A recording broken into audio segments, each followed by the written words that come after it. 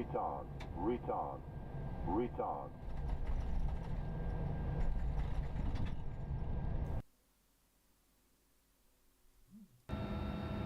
Hey, good evening. Welcome back, everyone. Yoda, how are you doing? And also Lee, hello to you. And then we've got Simfan with us here as well. Louis Daniel, nice to see you. How are you doing? Hello, Black And Corone Box. is with us. And Brenold, hello, hello. Andreas, hello to you as well. So Amantha, hello. Thanks for the tip regarding the title, which I have now corrected. Poprad, not Poprad. And greetings to Scotland and greetings to England. Isaac, hello. And it's Delix, hello. Vacaro, hello to you. Adam Wallace. Ignore, Igne, thank you so much. Ewald, hello to you. I hope you're all doing good. In Iowa Scotsman, nice to see you. Hope you had a great Christmas time. Captain Ranger, Aussie, Voyager, Moin. Nice to see you there. And there we go, Yoda, thanks so much. Welcome aboard the Captain Black Box YouTube channel subscriber experience. Could new subscribers please make their way to the first class cabin where complimentary drinks, snacks and premium flight entertainment will be served. Thank you. Is my microphone too silent? I don't know, guys. You tell me. Is my microphone too low? I can change that. Yoda, thank you so much. I'm sounding quiet today. All right, let me just change that then. Hold on, give me a second. So I can boost the microphone.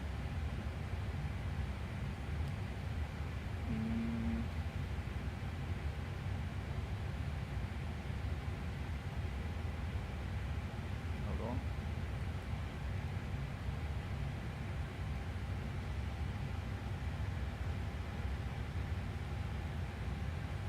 Oh, hang on. That is... Right, now I've got to be careful. Test. Yeah, now it's a bit too much, right? Hang on, but let me know if it's... Because according to my... Right, how's this setting? Is this alright? It was just overpowering a bit. I'm sorry. It's too quiet again? Are you serious? Testing, 1, 2, 3. Testing, 1, 2, 3. Good now? Alright, thank you. Right, thanks for feedback. So, yeah, I'm on the Windows 10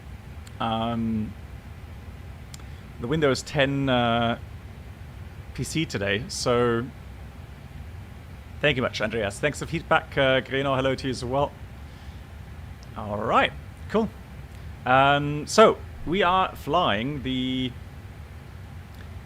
FSLabs. I have not been here for a while.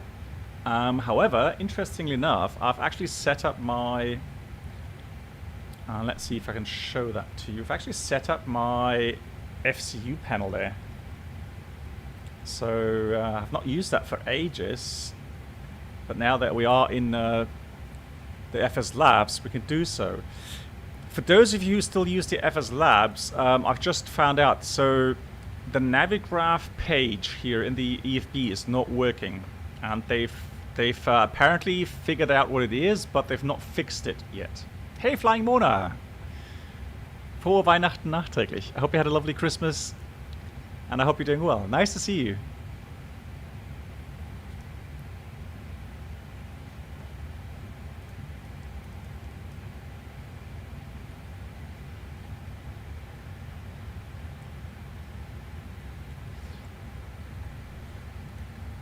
It does. So the FCU does work on Welcome aboard the Captain Black Box Twitch channel subscriber on X-Plane in the TOLIS, because I've used it there as well. And in Microsoft, premium flight entertainment will be served. I've not tried yet. It should theoretically work with the fly-by-wire mod. Although I think I've only heard that up to now, it only works with the radio panel. Not the FCU, but but the Phoenix will not be working. I think the developers, Galaki Products, said that they are unable to make it compatible because the Phoenix developers are blocking it. So, hey Milton, yes. So that was you, right? The request in Malmö. So here we are, and I do plan to fly from Malmö here to Poprad, because it's Poprad day today. So we'll fly there. And hey, Flylo, nice, enjoy your flight. And Voyager, thanks so much for gifting us up. That's 21 gifted subs on the channel. Runa, hello to you. Good afternoon, good evening, and thank you again. So Yoda, thank you so much for the gifted sub to Flying Mona. And why? Any reasons back in the FSLabs? Well, why not? What speaks against using the FSLabs? It's still a fantastic add-on. I still have all the stuff for it, so I might as well use it. And so there we go.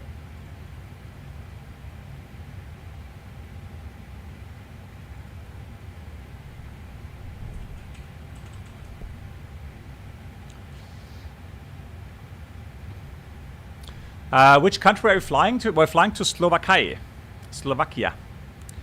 Poprad.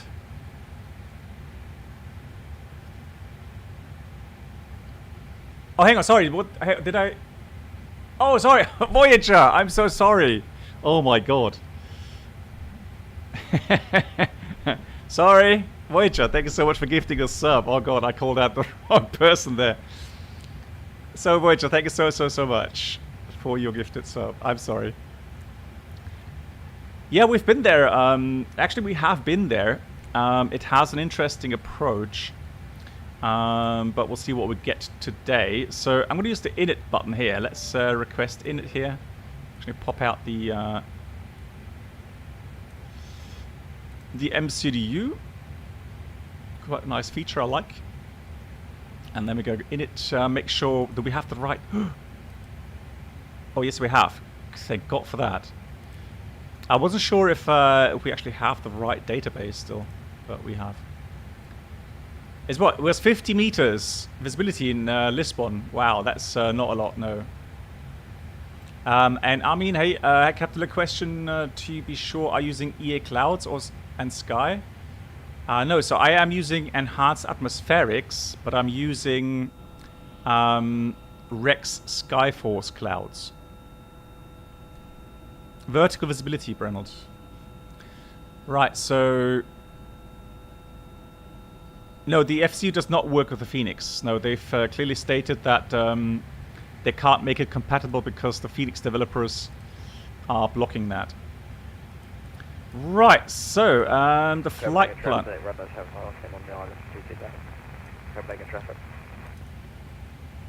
So we're flying an hour and 15 minutes. The alternate is Vienna, and the weather is as follows. So we're expecting right now 220 at 15, fuel 56, 2 degrees, no sick. Winds up to 28 knots. And then we've got alternate Vienna, Cav OK. Later on, or tonight, some fog. And Malmö has 6 degrees plus. Broken 400, Kinich 1003, and some rain drizzle, but nothing major. Right, Malmö Airport has a runway 1735, it says, and since the weather is 2:30 at 11, we'll use 17 for departure. No, so I'm only using RD shade in P3D. I don't use Ender shade at all, no. Hey, Eunice, yeah, of course, absolutely. And I have to say, oh, that's weird. Lol, that can't be right. It says on my display I have 117 FPS. No, that's wrong. That's NVIDIA memes again. I have a feeling that the NVIDIA counter at the moment is completely broken. Yeah, that's not right. No way. Because I have set it to 60 FPS. Yeah, I'm using 60 Hertz. Oh no, hang on. Hold on. Sorry, just need to change that. Drastic, red 97.5, getting a short final on my 50 left. There we go. No, I'm pretty sure that was not the case there. But hang on, sorry. Just need to do something here. It's kind of weird. It says now I've got 60 FPS, but it doesn't feel like 60 FPS. Let me just start. I just need to start another program, Riva Tuner. And there I have another counter. It feels more like 30 FPS, if I'm being completely honest.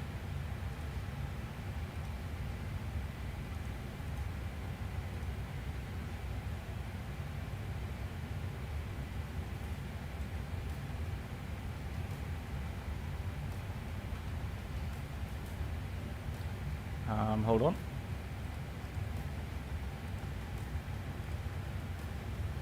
It's still strange. Why?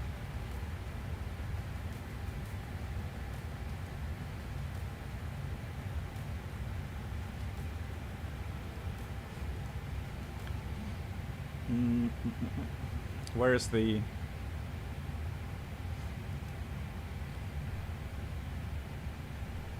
Yeah, that doesn't feel like 60 FPS to me.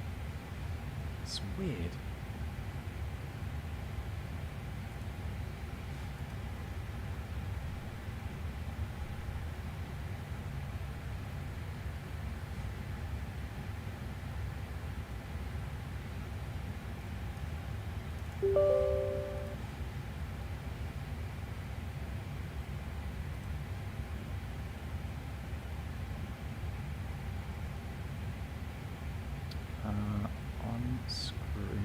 Let me just put this to 0, 0,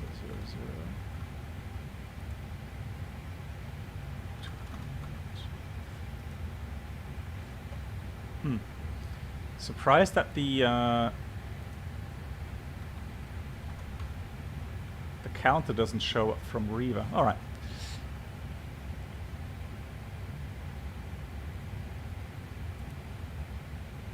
No, I don't have a second sim window open. No. That's all good. Anyways, so let's continue here on the preparations. So we'll use these. Eli, good of you. Hope you're doing good. Let's get the wind request in as well. Luca. Any more flights planned with the iFly 737 MAX? Yeah. Not today, but next year for sure.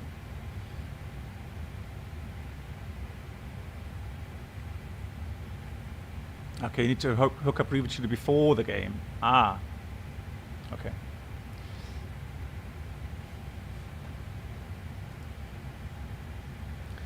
Well, I mean, I can try to go back to 120 Hertz, but I don't know what it is, guys. It's kind of weird. Let me just do that again.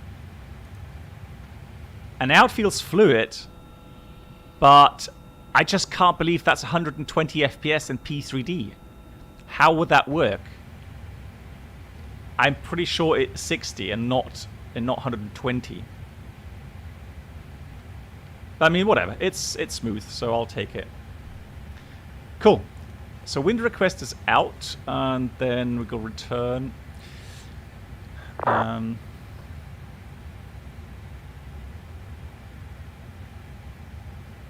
Hey Jeremiah, how you doing?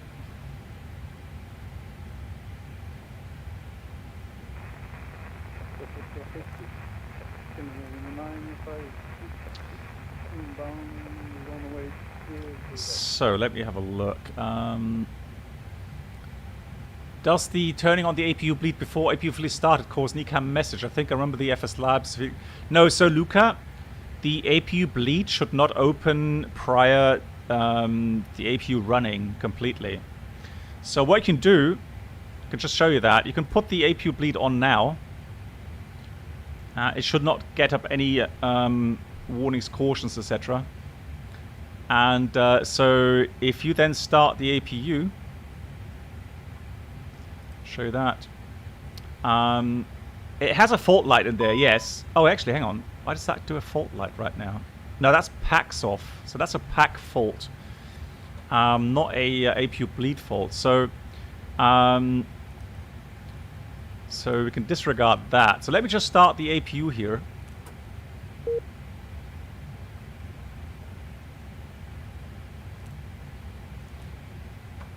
And then, yeah, we'll have a look at the APU bleed page here.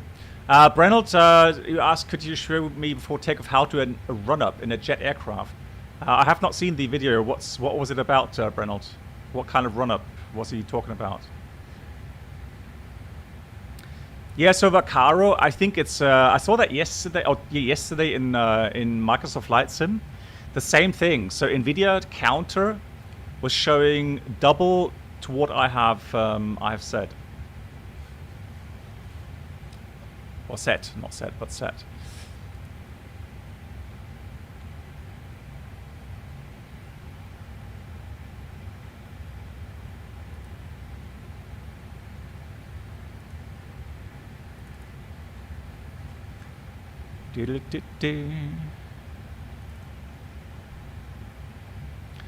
Right, there we go. So you can see there we go. So now that the APU reaches the idle values, the APU bleed then automatically opens, and there's no warnings, cautions that are coming with that. Hey Christian, how you doing? Shift Z. What does that do? Is that because of NVIDIA GeForce?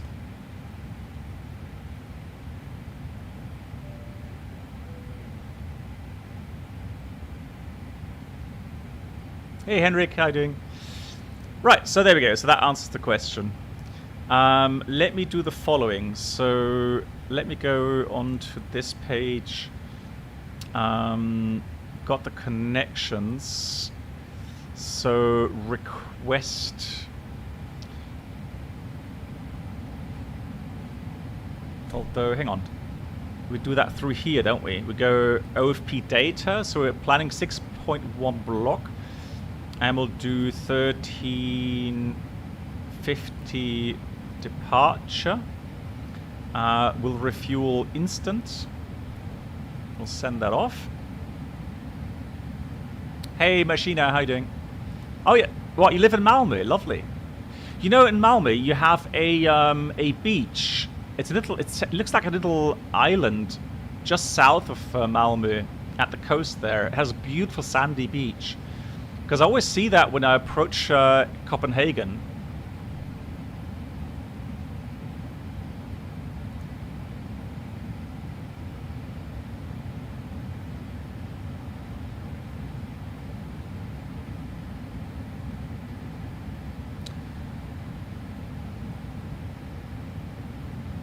Oh, that video. No, but that was something different though, wasn't it? Yeah, so one thing I have not heard about either. And I found that video very interesting, obviously, then where, let's board now, where Mentor Pilot was talking about an A321, I think it was.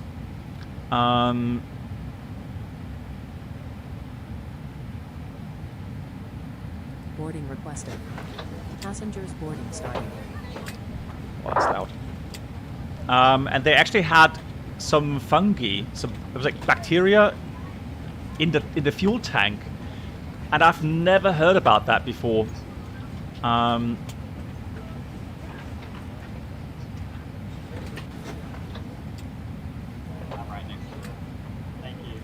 Yeah, so they have a chemical that they mix into the fuel, and the problem was that the mechanic that was doing the procedure didn't understand what ppm really means, so parts per million.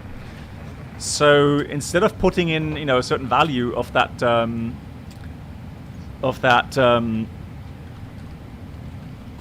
chemical to mix in with the I'm right next to her, yeah. With the fuel, he actually put in, what was it, 30 times as much or 100 times as much as he would have allowed to. And then the liquid actually was heavier than the fuel, and so collected at the bottom of the fuel tank. Yeah, like 30 kilograms instead of 1 kilogram, right? So he really overdid it. And then the chemical, which was somewhat, I wouldn't say honey-like, but it was obviously a lot more rigid than fuel, and so it got into the system and into the HMU, the hydraulic mechanical unit for the engine fuel system, and there it over time damaged that unit, and so they had some engine kind of stalls and engine failure, I think, one of them. So yeah, quite a really serious incident that could have gone really, really bad if eventually both of these engines would have quit. Yes, I didn't, but I don't remember, Brendan, I don't remember the run-up.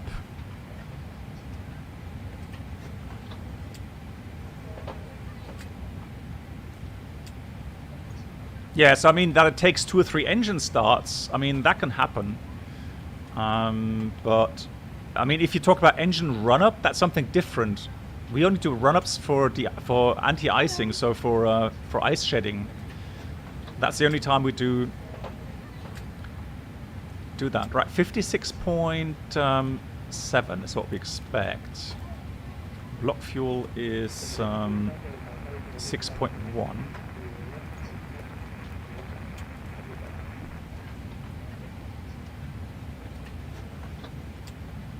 He did a run-up on the runway before takeoff. But that was not ice shedding, though. I think then he just did a run-up to just see if the engine values are stable. So what you do is set about 70% N1, and just make sure that there's no major vibrations, and you know, all the EGT values look normal, that sort of stuff. Yeah, so it's a vibration check, nothing else really. Right, so for Vienna we need 1.5 tons. Put that in there. So now the wind data is in. That is correct. So we're departing 17, and we are planning for the Telmo 1 kilo departure.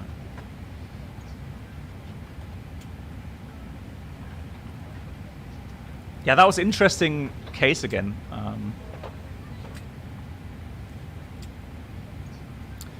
How do you compare the flight model P3D and versus Microsoft Flight Sim? Right, so P3D is okay.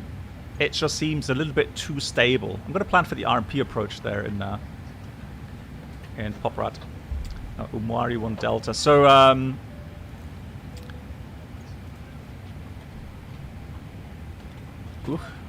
nice textures there. Ugh, what's that? Ugh. Nightlight. Lightly coming through the textures there. Blimey. So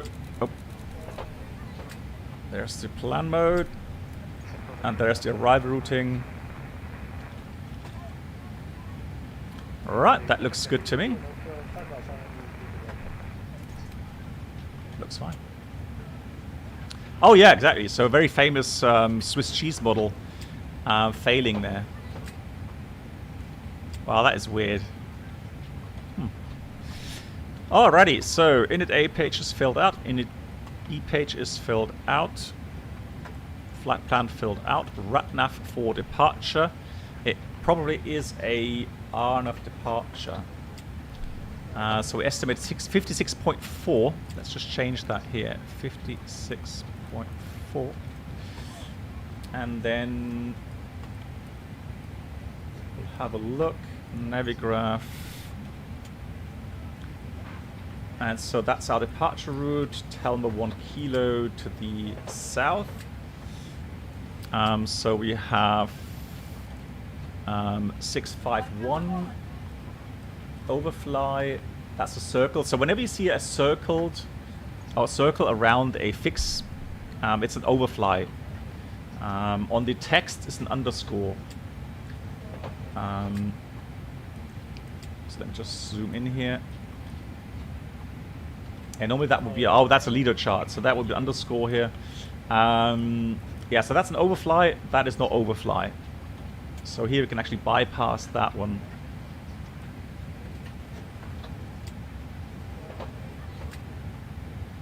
Yeah, I heard that as well. Yeah, 28, and he was very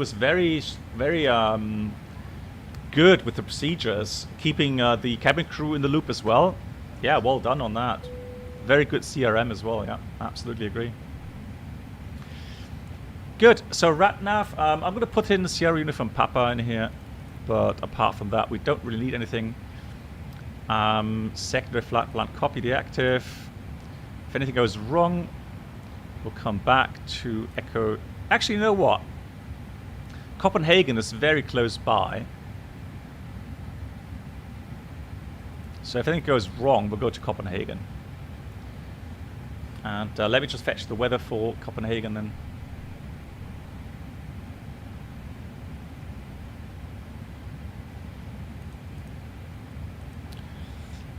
Weather, Echo, Kilo Charlie Hotel, put that in there. METAR, and we will receive that on the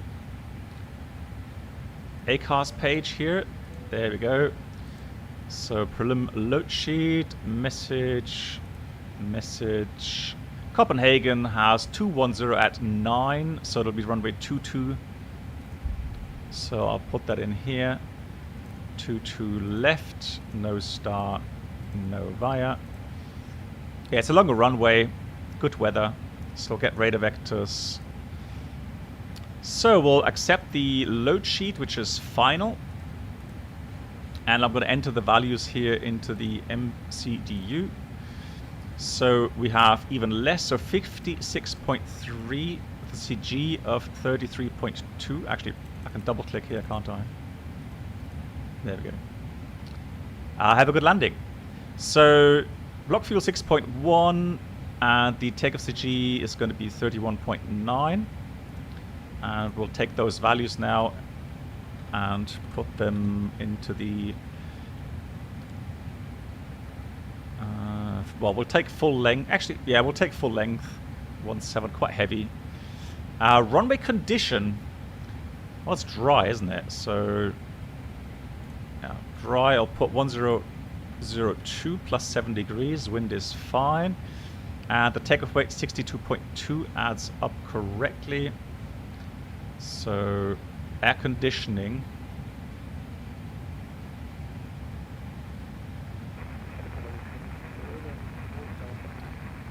Do you use an app like I am using Process Lasso? So I can show you that here.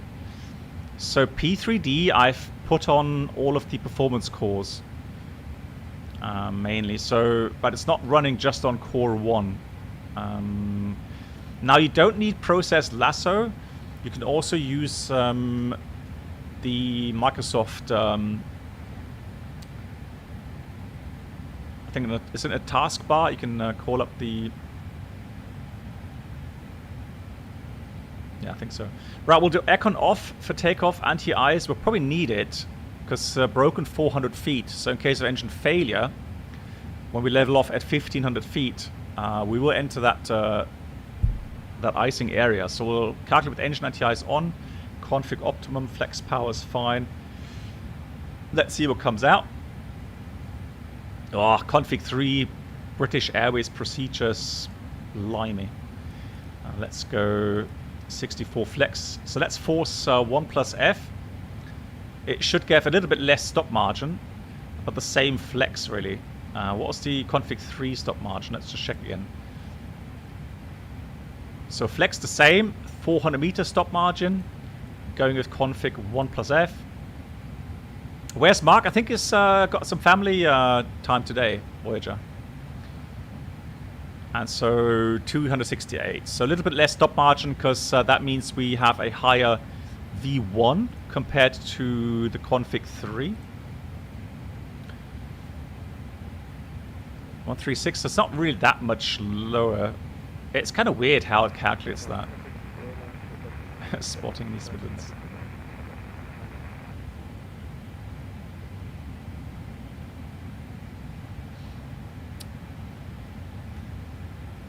Right, yeah, we'll just go with config 1 plus F here. So let me just add those values in here. Double click, which is a really nice feature here in the P3D FSLabs.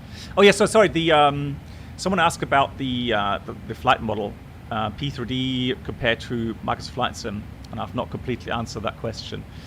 So P3D runs a little bit too stable, in my opinion. If you have active sky, for example, then you know, you can add some of the turbulences, etc., etc. There's a program called RealTurb, which will enhance that a bit further. But overall, P3D would be a bit too stable. Now, Microsoft Flight Sim, it's all right if the wind isn't too strong, but as soon as you get, let's say, more than 15 knots wind, that's where it becomes just unrealistic, in my opinion. And what's really still missing in Microsoft Flight Sim is, the proper simulation with inertia, and how the environment, so the wind, turbulence, etc., up-down drafts affect the aircraft. So we've got NDP 2, so 1240, and we'll dial in acceleration in 1800 feet for the engine out case.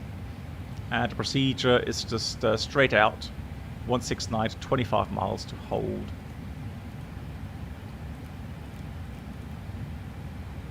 17, so radial 169, 25 miles.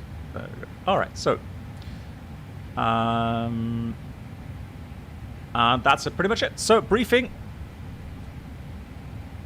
Where's my checklist? All right, so we are departing runway 17 in Malmö. The SID is called the Telma 1 kilo. We're climbing 4,000 feet.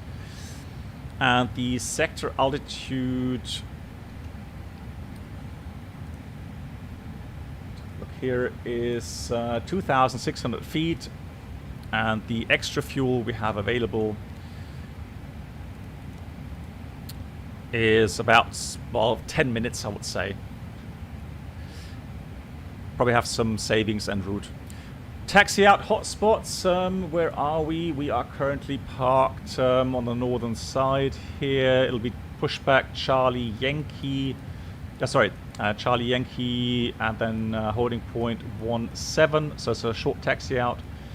No hotspots, nothing special there. Engine out, we've briefed that. So once we've reached 1800, we clean up. Once engine secured, then we'll climb 3,000 feet, get radar vectors to Copenhagen, and land there.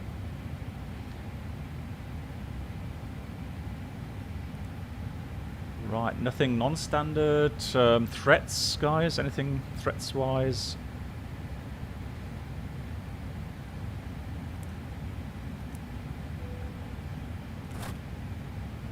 All good. So we'll read the cockpit preparation checklist.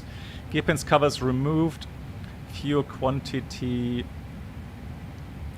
is 6,060 kilograms balanced. I don't know if you can see that. Well, I can.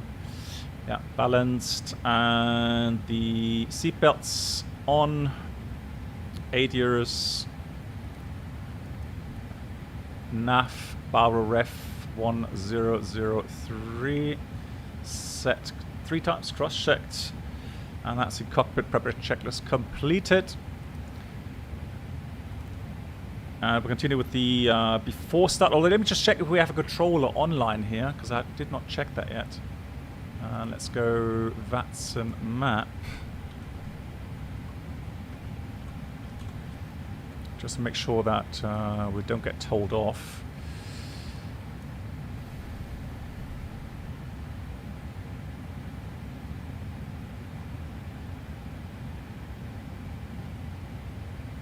Copenhagen traffic turning left base for runway 22 No, left. no control here, that's fine. 354.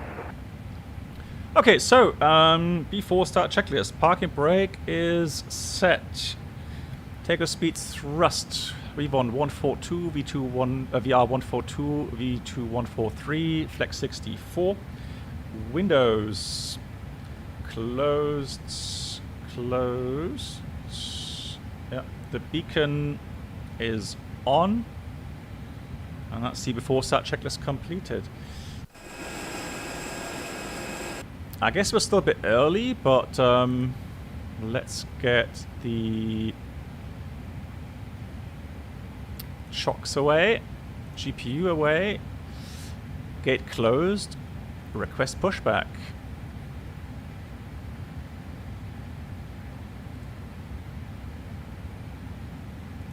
Due to icing conditions, please stand by for engine start until push completed and brake set. What do you mean with icing conditions? It's plus 6 degrees, for crying out loud.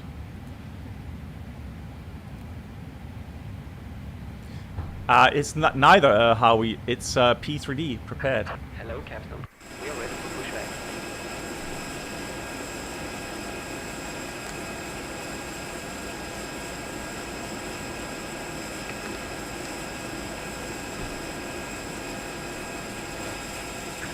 Archer check completed. Right hand pin inserted.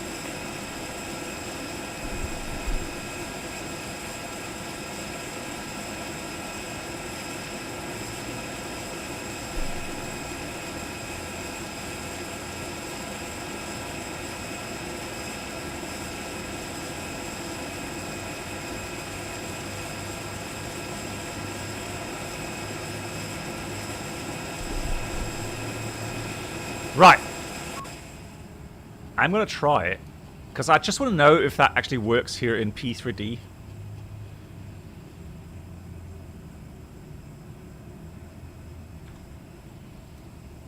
Exiting Copenhagen For engine traffic start until push completed and on brake island set.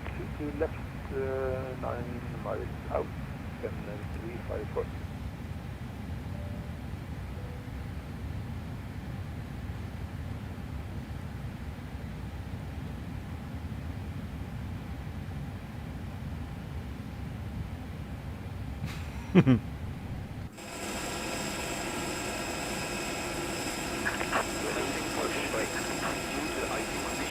Please stand by for engine start until push completed and Oh, it's brake working! Ooh, wow.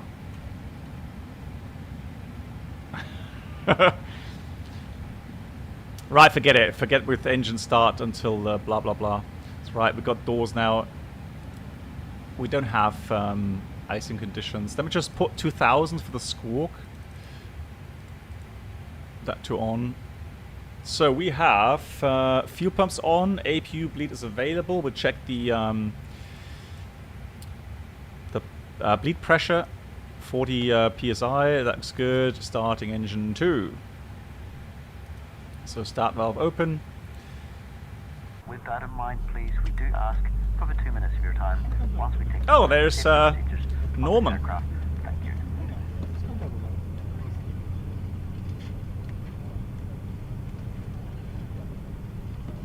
Ladies and gentlemen, we now ask for your attention while we take you through the safety procedures on this aircraft.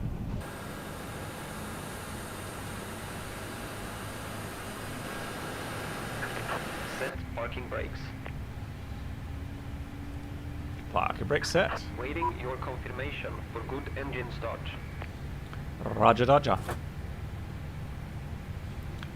Good engine start. On 2. Let's start engine 1. So normally in real life, I don't send off the pushback drive or the ramp agent responsible for the engine start monitoring until the engine has pretty much reached idle power. Because if I send him away now and he disconnects from the headset from the aircraft and then I get an engine fire, he would have to signal that to me with hand signals, and that's probably going to take more time than it would compared to the headset. So I find it quite important to have them connected.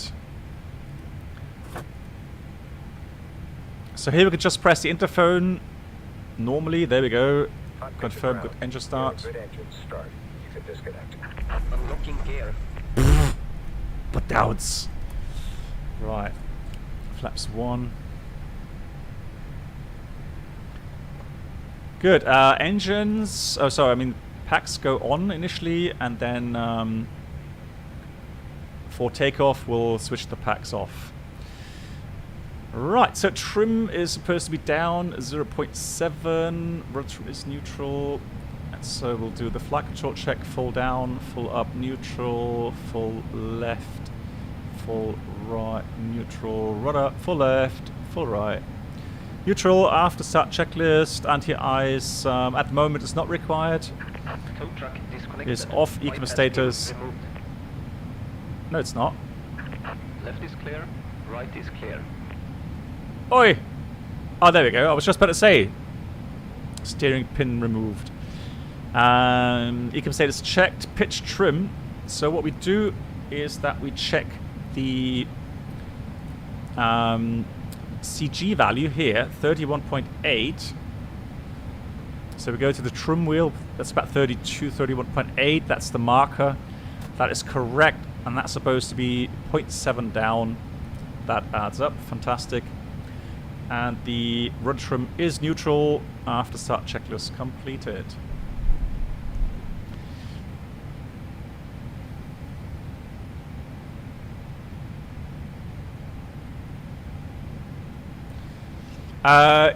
It's Zoe TV. What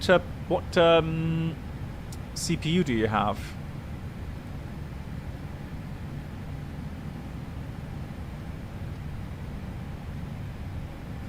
So we just wait until he's cleared the path. Normal traffic with the Scandinavian 563 taxiing runway 17 in Malmö. Is it 563? No, 523. Oh, there we go. Parking brake off. Clear left side. Clear right side. All good. And let's go. Hey, Alpha. How you doing? Brake check. Brakes are working.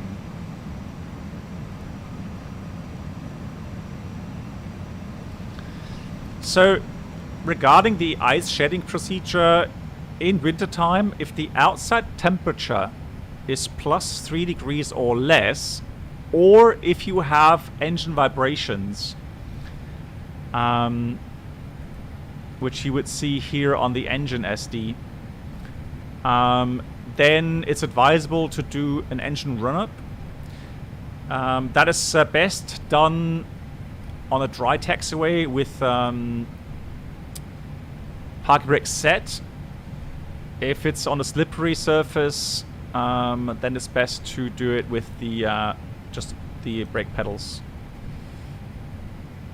Excuse me. Can I go? Oh, hang on. Did I not match the?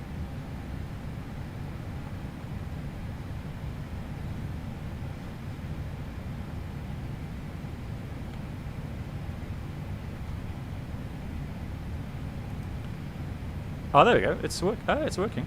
Should be. Just a comma key there. Baron, no. When I'm working, no.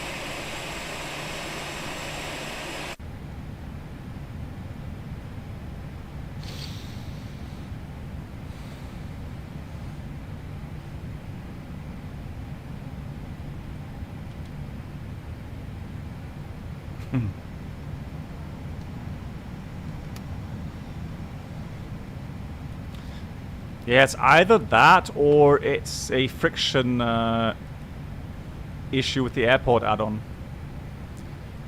We'll have a look. So, options.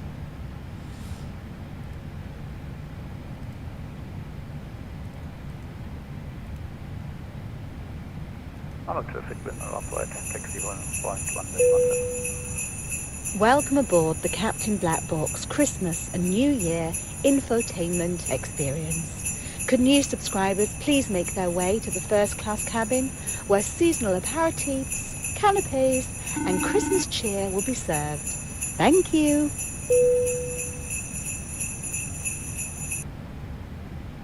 Now that is disconnected. Thank you so much to Fabio Lessa coming in with the Twitch Prime. Welcome. I hope you're doing well. Right, so... Yeah.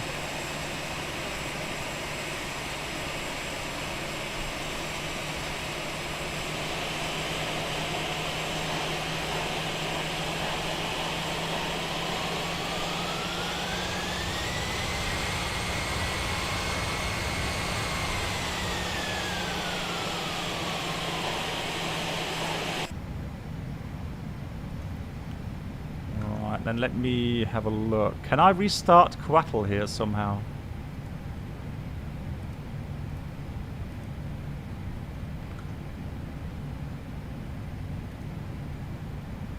Yeah, we're gonna have to slew if any. Right, let's disable GSX. Let's see if that is any good.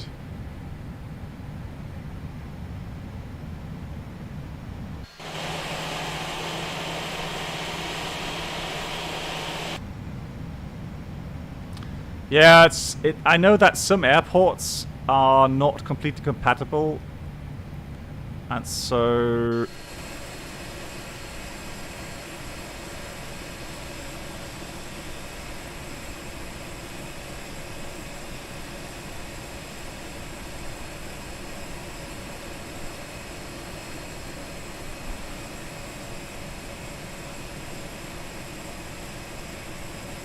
how come P3D? Well, I still like it. I mean, I still have some very good add-ons for it.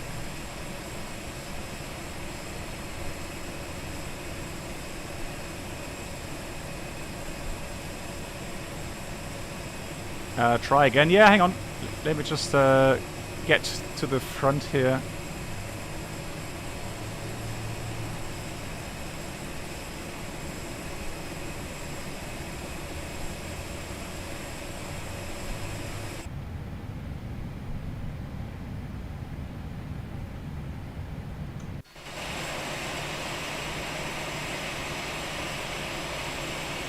No, unfortunately not, so let's do that again. Just make sure there's nobody on the runway.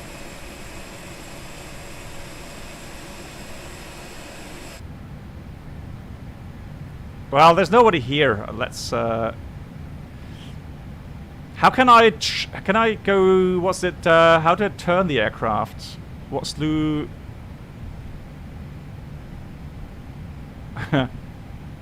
Noom keys, okay.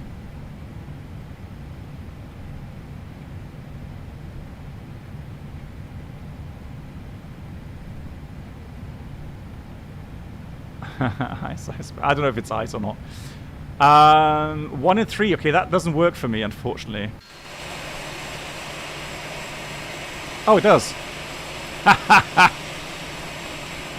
Lol. It's shift 3.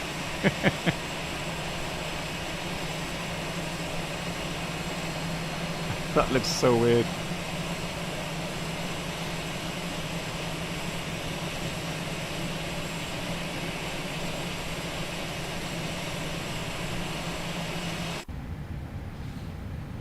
Right, perfect.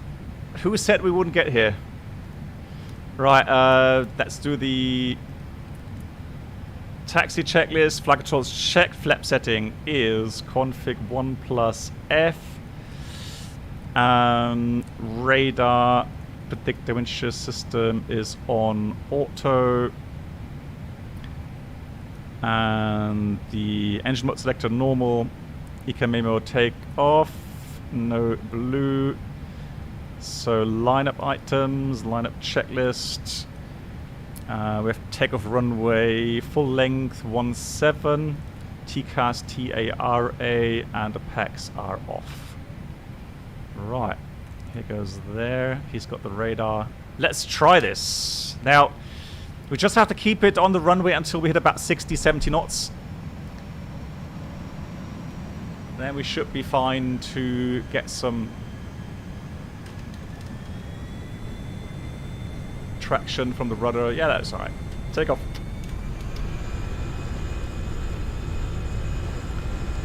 So, thrust set. Manflex 64 SAS auto thrust blue. There we go. 100 knots was checked. Good flight, Captain. 31, rotate. Thank you.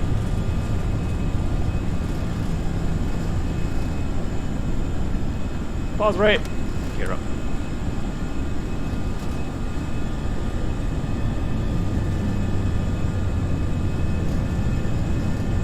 Enough. So, engine anti-ice goes on.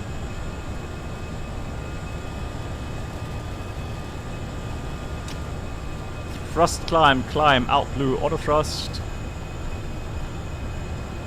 No BB Echo today, no. Ladies and gentlemen, please keep your seatbelt fastened while the seatbelt...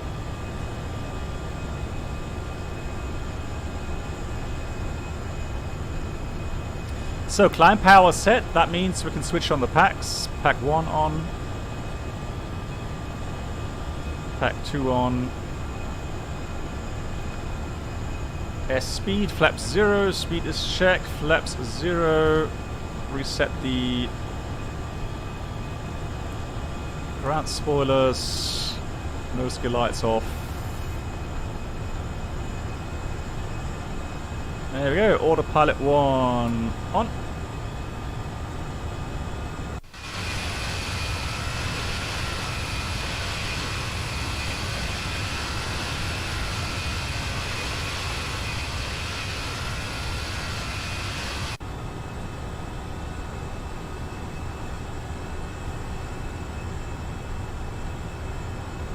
Right, speed out star.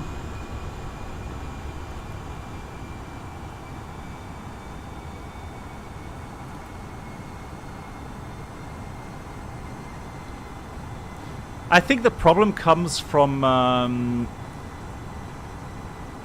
the fact that some sceneries have not been made officially compatible with version 5 of P3D. And so there's sometimes you have some add-ons. If you do use them in version 5, yeah, you may get some issues. Let's climb all the way to 370, so down that in. Thrust climb, up blue. Take off on Yeah, also good flight to you. Next, straight it up. Maverick, it's fine. Just ask, put your question in here. That's fine.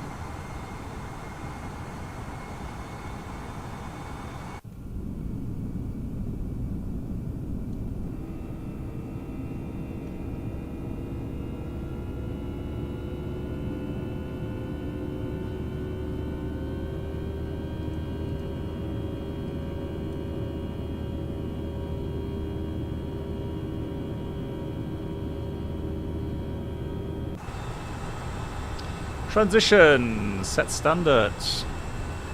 Standard. Cross checked. Passing 60 now. Is checked.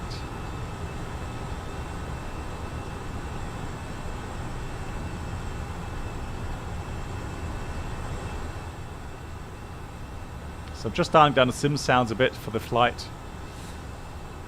Yes, yeah, so Maverick, here in P3D, I definitely noticed a big improvement of the FPS. Yeah, absolutely. So prior, I could not run. Or actually, let's say it's a mixture. So you know, P3D being more CPU dependent, I would say it was the 1319K that really helped improve stuff. So, but whatever, I never was able to achieve in the FSLabs 60 FPS plus stable. So now I'm able to do that.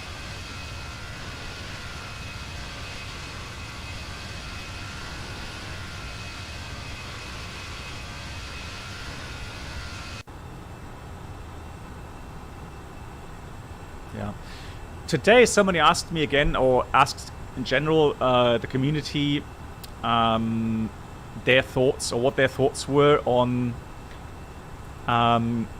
getting add-ons for P3D. And it's something that I've already commented on yesterday, I think, in yesterday's stream, and I said, well, if you already own P3D and you still use it a lot, well, I mean, yeah, why not get some, you know, some more add-ons like scenery, whatever. But if you have not bought P3D yet and you have not bought any scenery for it, I would say no, don't get it, because it's just too expensive. The amount of money you have to spend to get, you know, an aircraft like the FSLabs, good scenery, just costs a heck of a lot of money. So that's why I really can't recommend anyone, you know, buying P3D if they haven't already gotten it. So I'm going to do some more stuff here. I'm just waiting for the seatbelts until we clear the clouds. Just going to clear out the RatNav, secondary copy active, and then clear up the fix info. So get rid of that. And currently estimating 15:19, so that's an hour 10 minutes to go.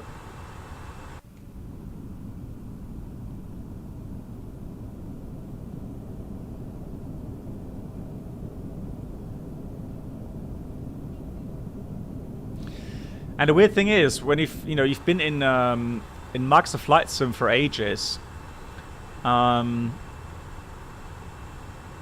then yeah, especially here around dusk or, you know, dawn, just P3D just does not look that attractive. That's the only issue, really. So wintertime, meh.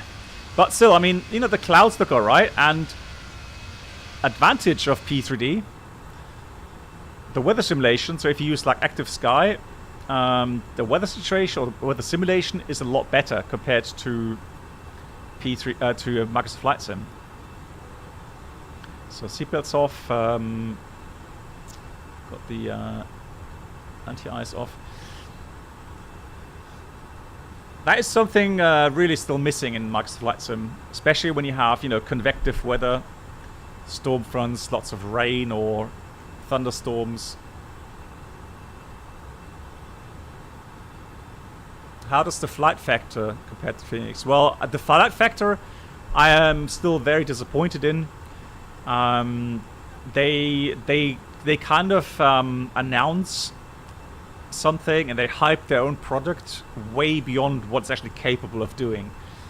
So every time when I'm kind of getting, you know, interested again, and I try it out, and I'm like, good God, you know, it just, you know, it just does not deliver what they promise. And so yeah, if you fly A to B, I guess, yeah, you'll be alright with the flight factor 320, but anything more special, especially with failures and that sort of stuff, nah, it just can't compare to the Phoenix or the FSLabs. And that's why mostly you'll see me use the TOLIS in X-Plane.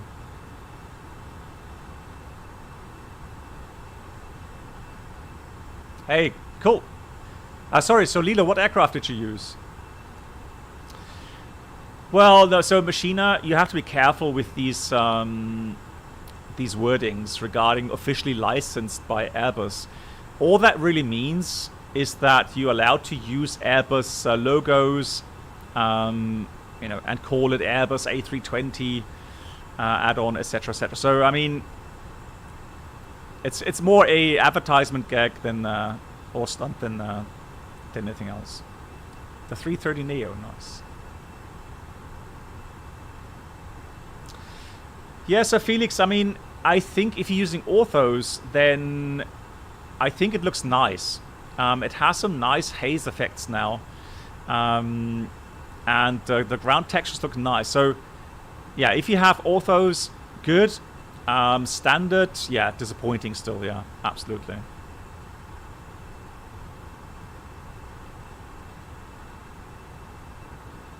Yeah, Lucat, yeah, it's these little things, right? And actually, I actually was bashing Tolis like 2-3 weeks ago. And then I tried some basic failures because my argument was that the ECAM procedures are not correct. But I have to admit, I was wrong because the ones I've tried, the ECAM procedures and the status pages was correct. So, you know, I would need to try out some more complex stuff regarding hydraulics maybe at some point. But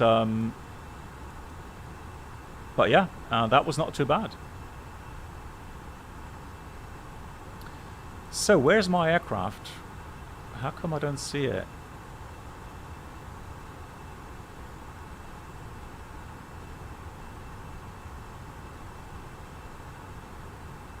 Oh, there we are. So we're gonna go into the Warsaw sector. There we go. I was just gonna say we go into the Warsaw sector and beep beep beep. So 12545.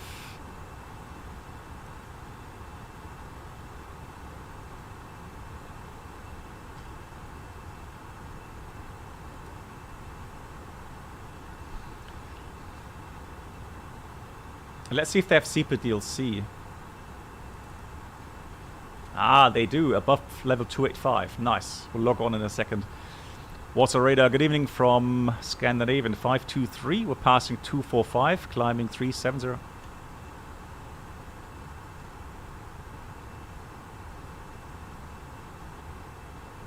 That was a good concept. Oh, okay. Didn't switch. Ah, okay. That's interesting. Why does that switch? Yeah.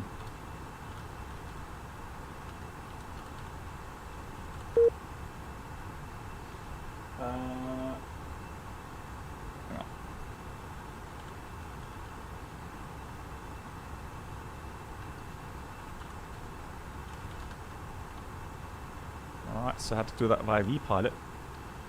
Warsaw, good evening, Scandinavian 523. We're passing 255, climbing 370. Scandinavian 523, Warszawa, hello sir. So squawk 1000, proceed direct Regli. Squawk 1000, direct to Regli. Thank you, Scandinavian 523. So, let's have a look where Regli is. There we go. So that's probably the exit point, I would guess. Warsaw, good evening, windmill 148, that's Oscar Echo Oscar 148, passing level 210, climbing 350. Oscar Echo Oscar 148. Right, 285. Let's prepare the log on. So ATC com, connection, notification, 1000 and stop climb flat level Echo Papa Whiskey Whiskey. Oscar Echo Oscar 148. Notify. Matty, you have a question. Have you tested crosswind landings and sim flying? Does plane works like... Well, I mean, their X-Plane 12 is actually really, really good. So, Microsoft is overdoing it again. So, I don't really get a good feel for crosswind landings on Microsoft Flight Sim. X-Plane 12 is the best in that regard, and P3D is too stable. It's just yeah, it's just missing a bit, you know, the dynamic influence from the crosswind. Right, there we go. So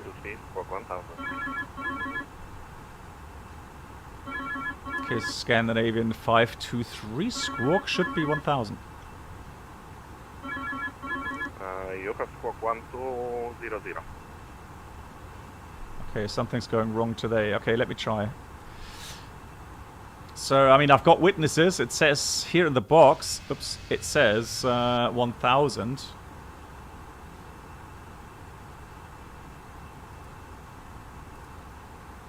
So I'm not sure. Oscar 148, proceed direct Lenos.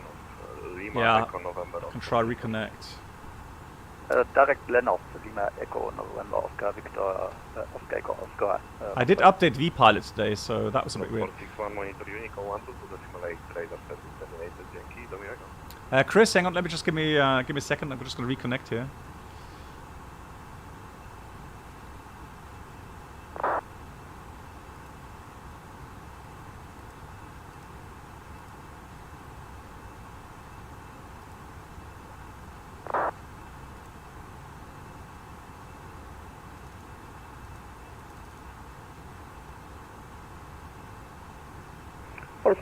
Switch to inbound Yankee, Domingo.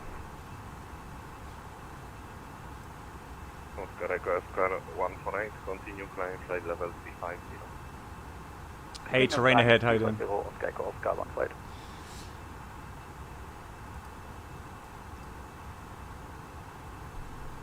Scan that even 523. I tried to reconnect again on VPilot. Can you check the squawk, please? Even 523, nothing changed. You still have squawk 1200, but it's no problem. Okay, I'll see if I can do that directly in VPilot. Does anybody know how to get the code, or what's the code for VPilot? You've got to be kidding me. Yeah, that's weird. Wind, calm runway 25, clear to land. SQ? Is it .SQ? Oh yeah, good. All right, thank you so much. Yeah, .SQ. Perfect. So Snuffskin, much appreciated. Thank you so much. That's very kind. Thank you. Had a great Christmas. Thank you for asking. Too much food, but it was great. Yeah, really enjoyed it. So Chris, you asked regarding P3D 5.3. Hey Bob, how you doing? I struggle with stutters. I'm using your settings, except of unlimited frame rate. PC is a 12900K. I think.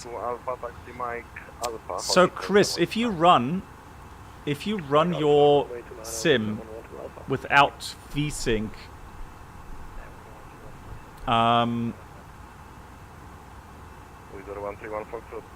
or actually, are you using VSync or not? Because that's one question. The second question is, do you have a frame rate counter, and what does that say? How many FPS do you get?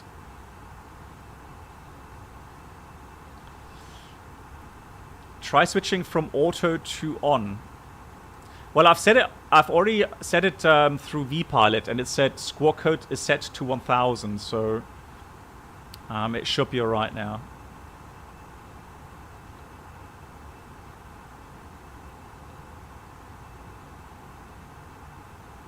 Right, there was a question regarding a beam. Right, so if you go and get a direct, and if it's a very long direct, for example, we got direct to Regley, that's 264 miles. So if you just click now insert, without the beam points, you will get a straight line to Regley, but you have no more beam point positions there.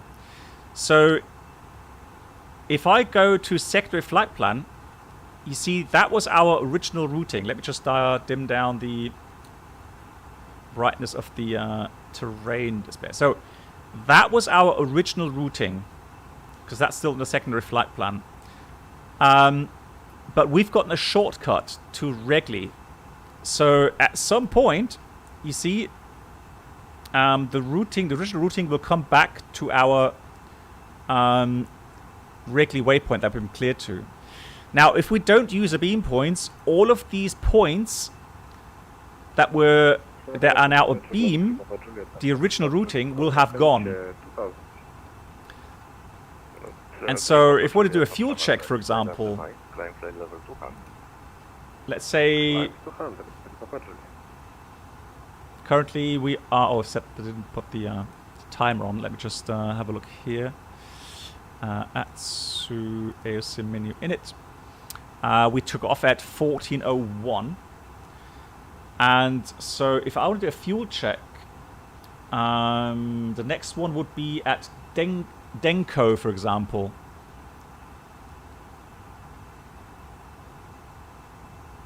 Yeah, at Denko. There we go. So I can look at the nav display here, and I can see that a beam Denko is there. So I can do a nice fuel check when I pass that waypoint. That's really the big advantage about using a beam points. Since you're climbing, is there a reason you have terrain on nav display? Yes, terrain ahead. So there's no weather right now, or my first officer has weather radar mode on. And in case of emergency descent, alright, I always have a value right there to see within that scanned area what the highest terrain is that is below us.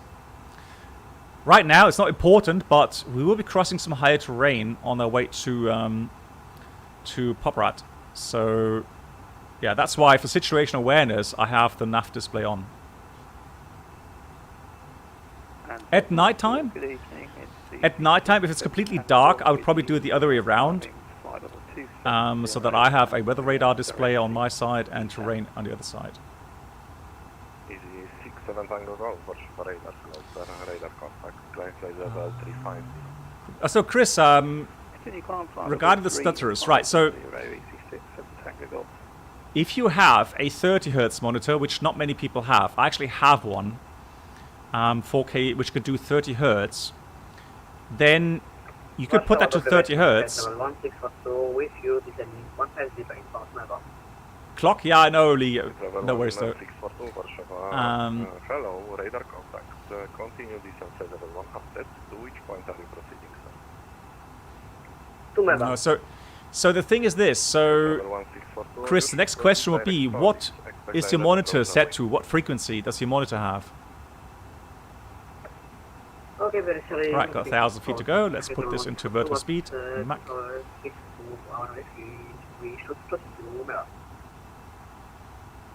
Radar proszę o zgodę na rozpoczęcie zniżania, Ryanair 162.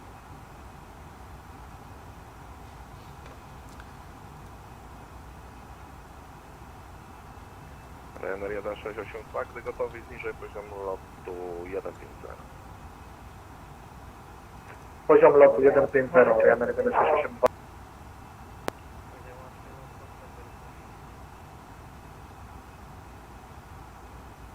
Cruiser 131 Foxtrot, taxi Romeo. This is on Romeo, yeah. Romeo Alpha, holding point runway 29.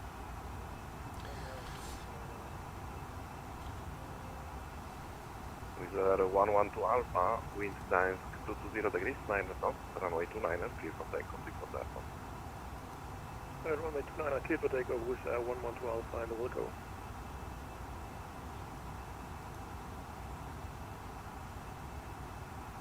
Okay, stand by, yeah.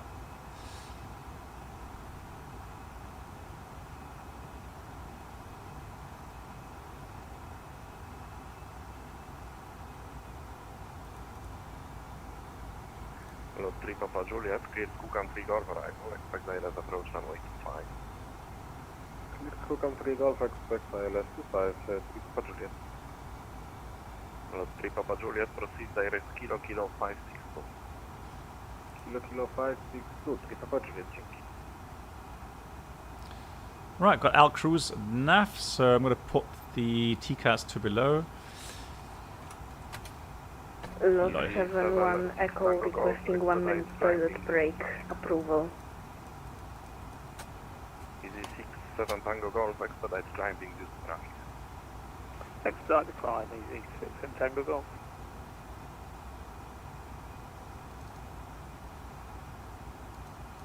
Lot 71 Echo requesting 1 minute toilet break approval. Lot 71 Echo approved, report back, and when ready, descent flight level 220, reach over Rasa. Report ready, and when ready, descend flight level Okay, so Chris, 220. so that's the problem, right? So the stutters will happen when you use VSync and your FPS in the game drop below 75. Because now, your FPS coming from your CPU, so the game FPS, cannot be matched up to your monitor frequency. So, for example, what you can do, let's say you are sure you always get more than 50 FPS. What you can do is go to 100 Hertz, if your monitor allows that, go to 100 Hertz, and then use, on your NVIDIA settings, use half refresh rate. And with A112 Alpha Airborne passing 1000. Or use a tool like Riva Tuner, where you can put this to half scanline sync, for example. And that needs to be running, however, before you start P3D. So if you do that, your FPS will then be at 50, and that will sync up with half of your monitor frequency. So then your monitor and your FPS are always in sync, and that is how you would get a smooth flight sim experience. So whenever that relationship between in-game FPS and the monitor hertz frequency is disproportional, then you will have these lags and stutters. Confirm direct VAPOS. User 112 Alpha negative, direct panor. A direct panor with A112 Alpha, thank you.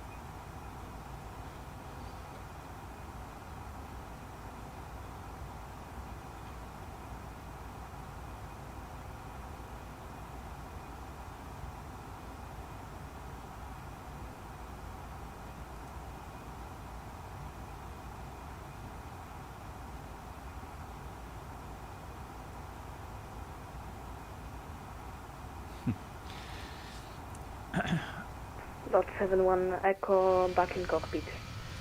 I mean, it's different when you use things like frame generation. Then if you have a monitor that can do 120 Hertz, 144 Hertz, and you can run with frame generation a monitor FPS of, let's say, 150, then you don't need VSync anymore, because then you don't have screen tearing and you don't have the problem with stutters and so on. But that's the downside with using flight sims and FPS between 40 to 60.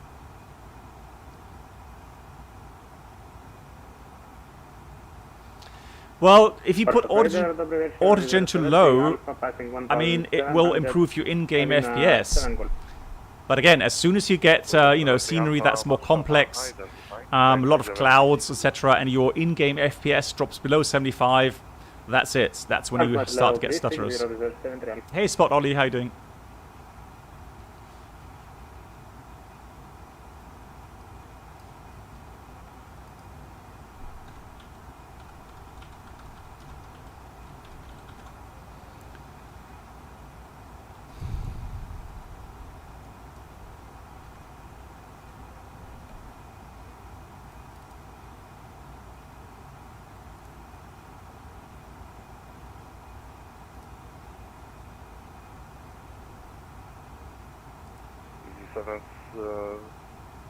Correction, it is a X7 Targo Golf. Where are you descending? We hit the wrong side of the drag curve. We're now climbing again. AV6 from Tango. Whoops. Roger, I have traffic below. Yeah. Need to be careful.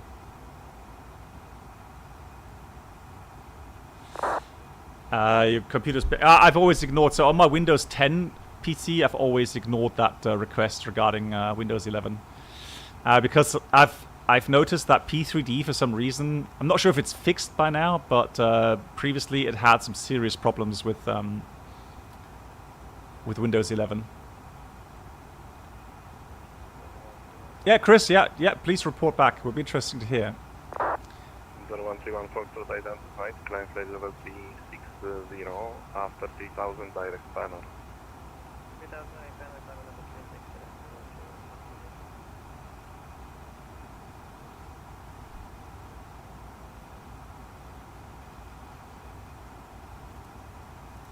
Lot 71 Echo contact Praha, radar 118.375, dzięki do miłego.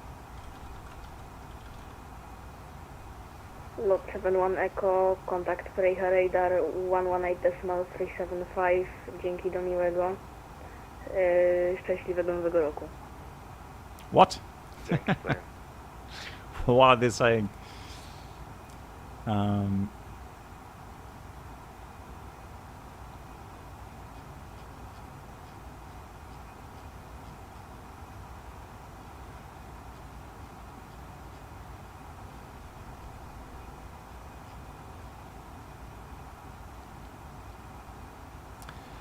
Chris Doc, thank you so much. Don't know with the when the alert will pop up, but thank you so much for your subscription on YouTube. There it is. There we are. Box YouTube channel subscriber experience. Could new subscribers please make their way to the first class cabin, where complimentary drinks, snacks, and premium flight entertainment will be served. Thank you. Chris Doc, thank you so much for your subscription. Welcome to the community. That's really, really kind. Thank you so much.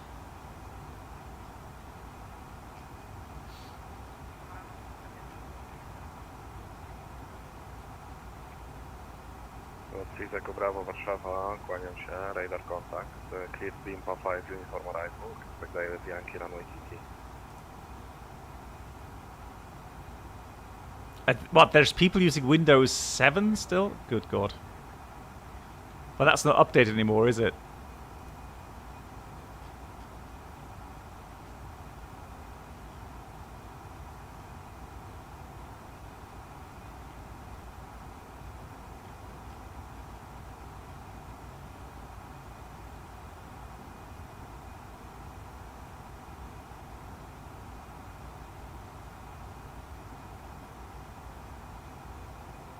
Travel 1642, distance altitude 7000 feet, QNH 1019. CX 7000 feet, QNH 1019, travel 1642. Wizard 112 Alpha, monitor Unicorn 122 the simulate radar service terminated. Thank you very much, bye bye. Alright, Flying Fox, yeah. Have a good one. Unicorn, dziękuję bardzo, Wizard 112 Alpha, bye.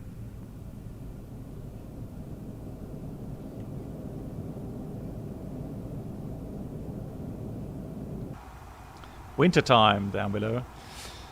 Right.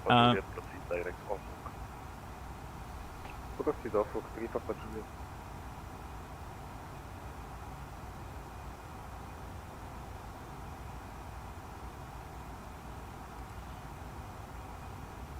Papa Juliet, ready for descent. Lot 3 Papa Juliet, descent side level 100. Descent 100, 3 Papa Juliet. Ryanair 1682, kontynuuj zniżanie, poziom lotu 110.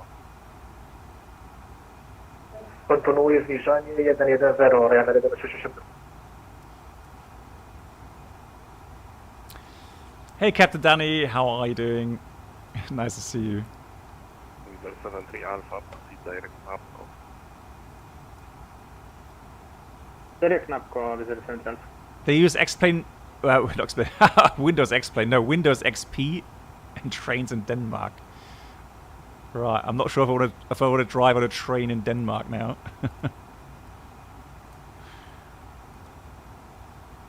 But who knows, maybe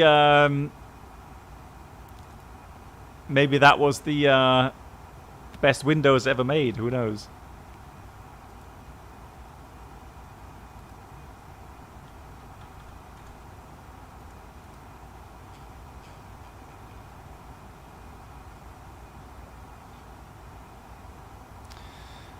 What would you do if the stall protection kicked in erroneously? Well, if it did now, it will be a faulty angle of attack sensor. Now, normally the systems, so the flight control computers would ignore a faulty angle of attack sensor. Now, if suddenly 2 or more suddenly become faulty, and the system, the flight control computers do not notice that automatically, and when actually would start to pitch down the aircraft, literally the only thing you can do is get the aircraft into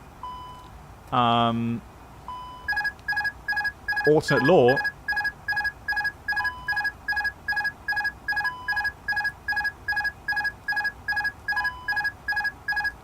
and then just fly manually in alternate law. So the stall protection or the low speed protection would then be switched off by doing that. But that is kind of last resort. And again, it should not happen. So we've got, let's go, Mach out cruise at NAF. So we've got all the modes again.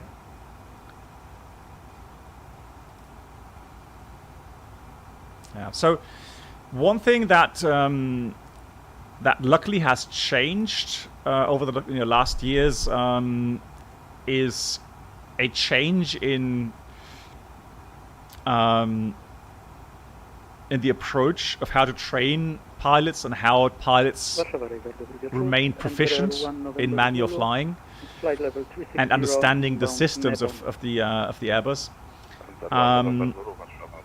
So the training has improved a lot, and pilots now hopefully are less afraid of actually, kicking out autopilot, autothrust, and even flight directors if needed, and then fly pitch and power. Right, trust their own values that they know are correct. And here now today, interestingly enough, in the FSLabs, we know the sharklets are a little bit more efficient compared to the wingtip fence version. So the fuel flow, so normally I would say always a good value to make sure the aircraft continues to fly within its envelope is 2.5 degree pitch and about 1200 fuel flow on each engine. Maybe a tad less on the sharklets if they're lighter, maybe 1100, but somewhere around 1100 for the Sharkies is fine. The Neos, it will be 1000 per engine, just because they use a lot less fuel. Now, when you do that, you don't need auto thrust, you don't need autopilot, and you don't need flight directors, and the aircraft will fly in a stable condition within its flight envelope, no problem at all. And that's actually correct for all flight levels. So contrary to learning N1 values, which is completely different for all kinds of aircraft types and flight levels, the fuel flow value is just a little bit more accurate because that remains pretty much the same throughout all levels.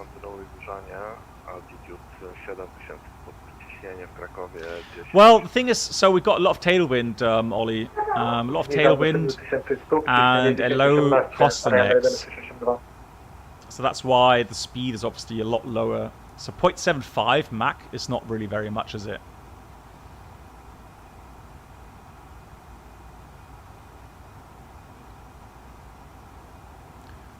Slow bus, yeah. But I mean, it's doing the right thing. It's doing the correct thing because it's using the tailwind. Right. Cost index 5. So flying very efficiently. If we go cost index, let's say, 25, what we normally would have, the speed would increase to 0.78. And of course, then the fuel flow will be higher as well.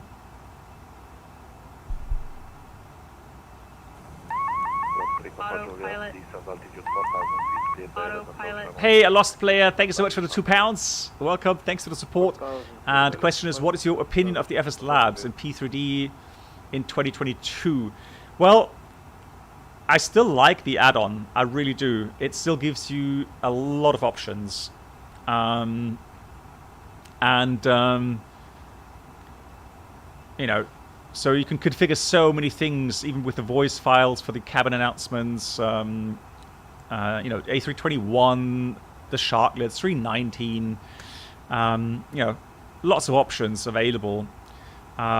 If you use hardware stuff, that works quite nicely as well in P3D and FSLabs. It's a mature product. The downside is visuals.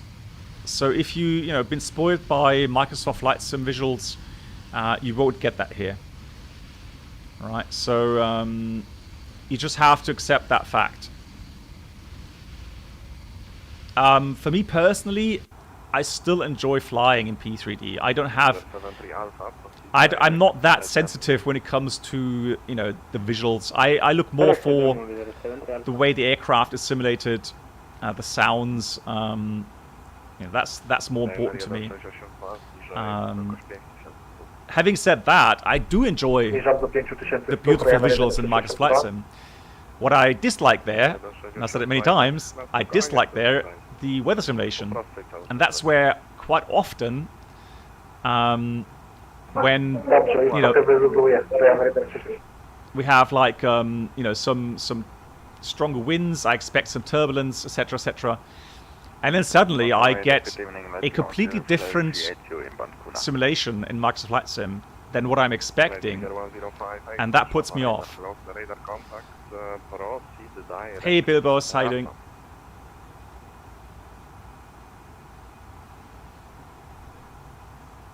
Direct draft on letting on facility. Okay, so 164 establish ahead. Okay, travel 164, go, winds 220 degrees, 13 knots, runway 26, clear to land. Okay, plan 26, okay, travel 164.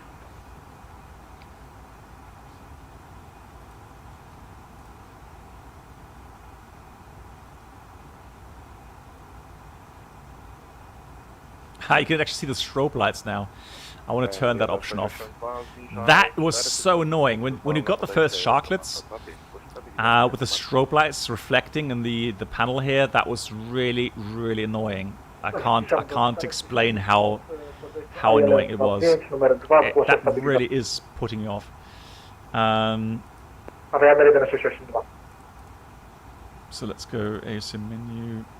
No, hang on. Options. There we go. Options.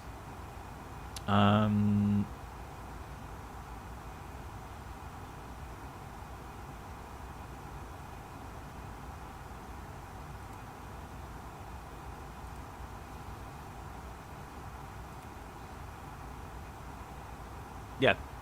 So what they did then was to install a strobe blocker. So you can actually simulate that here. So now if I click that to install, you can see that flashing stops.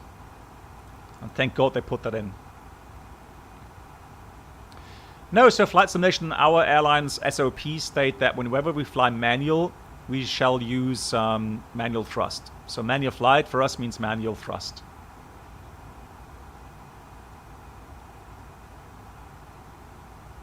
Turn strobes off, yeah. GG. I'm sure that some did. I would not be surprised.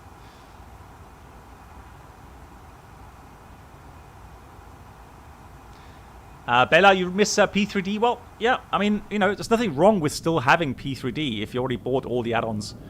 And you can still download them. Right, that would be Warsaw, I think. Where are we? Let's have a look.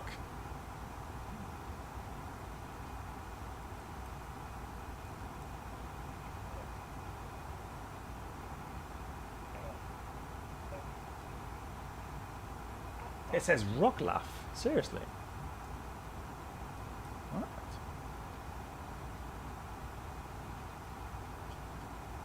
Is Wrocław such a big city? Okay, disregard them.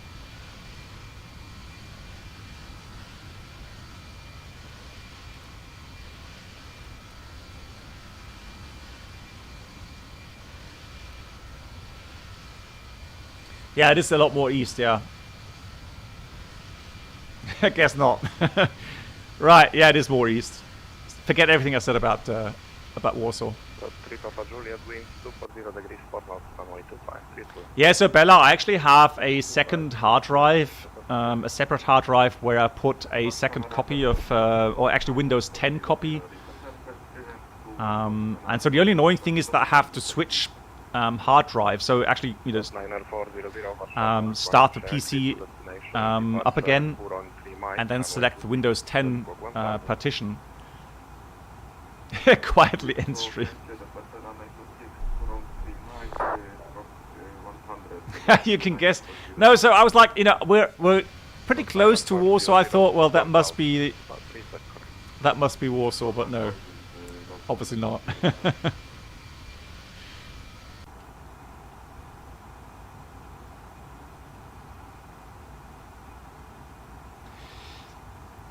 So when it comes to aircraft like into the 747, if you really love that aircraft like I do, then yeah, you know, P3D is the place to be. 777, right? Lots of people love the 777. Again, that's where you want to be in P3D. Bilbos, you had some opportunity to enjoy German Christmas markets. Nice. Yeah, I'm gonna be visiting friends tomorrow over New Year, so we're gonna go away for a couple of days, and then on the 2nd I start work again. So I have a 4-day rotation on the 2nd, and so that's why today will be the last stream of the year, and the next one will be Friday on the 6th of January. Nope, near Frankfurt, Jordan, not in Amsterdam, no. Hey, Tomix here, how you doing?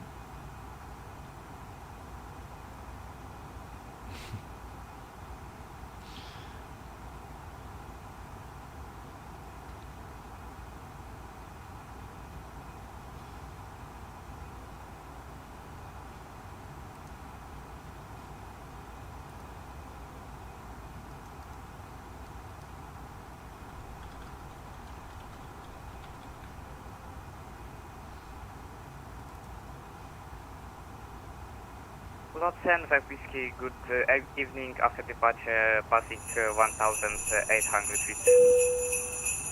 Welcome aboard the Captain Black Box Christmas and New Year infotainment experience. Could new subscribers please make their way to the first class cabin where seasonal aperitifs, canapes and Christmas cheer will be served. Thank you. Thank you so much to Diego coming in with a tier 1 subscription on Twitch. Thank you so much for your support. Thank you so much. Hotel Lima Zulu.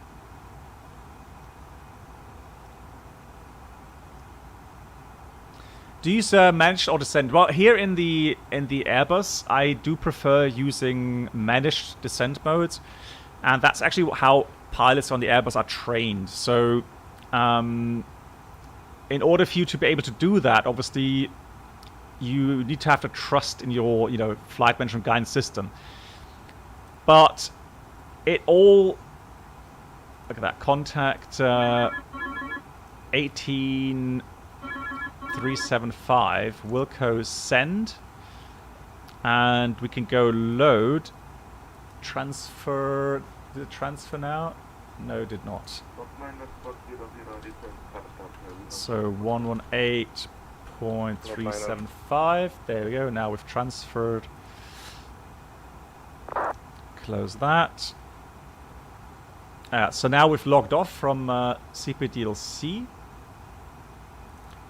And that's the Praha radar. But they have CPDLC as well.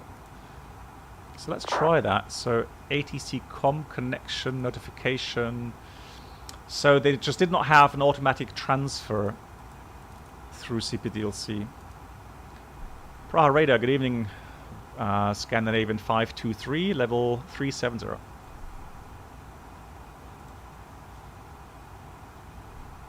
Scandinavian 523, hello, Praha radar identified. Have you been to Heathrow in real life? Many times, Diego. Many, many, many times. Scandinavian 523, descent to flight level 290. Can you share with us how the experience is? The experience is always very professional. I don't think there are other places in Europe where you'll find such professional controllers. And, you know, dealing with so much traffic in and outbound. 523, descent to flight level 290. Descent over 290, Scandinavian 523, and we are CPDLC now. Right, thrust out ascent, out blue 290. So, 6 Yankee Mike, leaving Meyer space, continue on Unicom 122 decimal 8, bye bye. Unicom 1228, so that was just a little nudge for him to maybe use. Oh, there we go.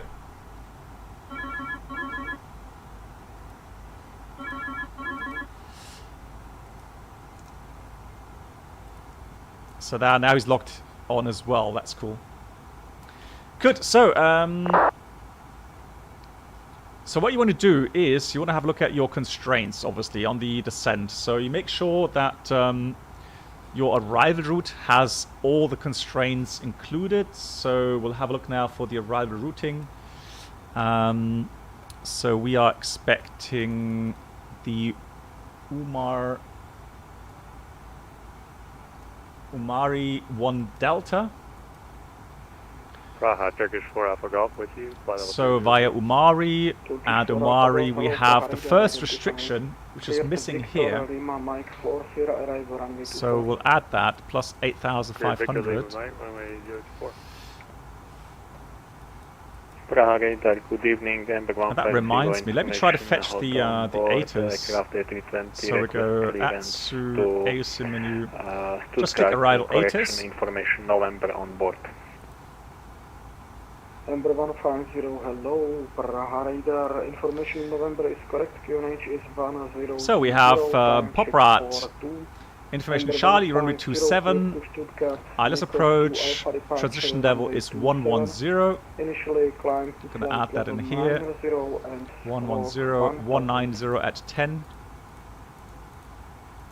Click to Stuttgart, QNH 1020, runway 27. So temperature is via 2. Miko 3 Alpha, for initial climb for level 9,000 feet and squawk 1000, Ember 150. And QNH is 1019. Correct, just confirm Miko 2 Alpha departure. So we are planning for the Arnav 27. Apologize, Miko 2 Alpha departure. So while we're here, Ember 150, read back correct. Let's have a look. RMP 27. Can we fly this? So ball node minimums on table 12A, and depending on your missed approach procedure and the climb gradient that you can do, you have a certain minimum. So we'll put that back until we finished the calculations. Initially, let's try again for the arrival routing. So Umari 85 above. Tango Tango 686, 85 above. Actually, it's easier. It's actually easier if you do that with the plan page and then just step through that, because on the plan page you will have that written down here. So 85 is in. Then 685, it should be 6.5 or above, that's correct. 684 is 6.5 above, that's correct. Flight level 260 for NS65. Then 683, 682, all of them are 6.5 above. And then we have the first speed restriction at 681, 210 knots. And again, 6.5 above, 210 knots for Gorol. And then from Gorol, we'll go on to the approach. Here's my cellar. Here and down.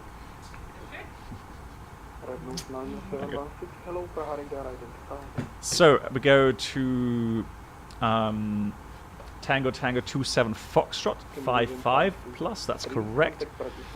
And that's where the final descent starts. And there we can actually check the values. So the descent profile 3.5 degrees. I'm sorry, you're a bit quiet there. Go ahead, please. Scan in 523. Contact Bratislava 134.475. Bye-bye. 34475. Thank you so much, Scandinavian 523.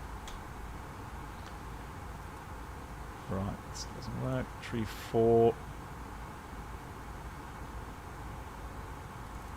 Bratislava. So .com 134.475. Control, listen me. So minus 3.5 degrees. The distance is 8.5 from the descent fix, the final approach fix, to the runway, or missed approach fix.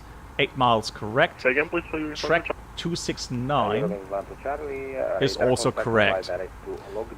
And on a missed approach, Mike 27, left turn to Abrak, and climb 6,500 to hold, and max 185 until established. So that's all correctly programmed. So now that we've checked that, we can be very sure that the descent profile is correct, and we can use the managed descent feature. Bratislava, very good evening from Scandinavian 523, passing 310, descending 290.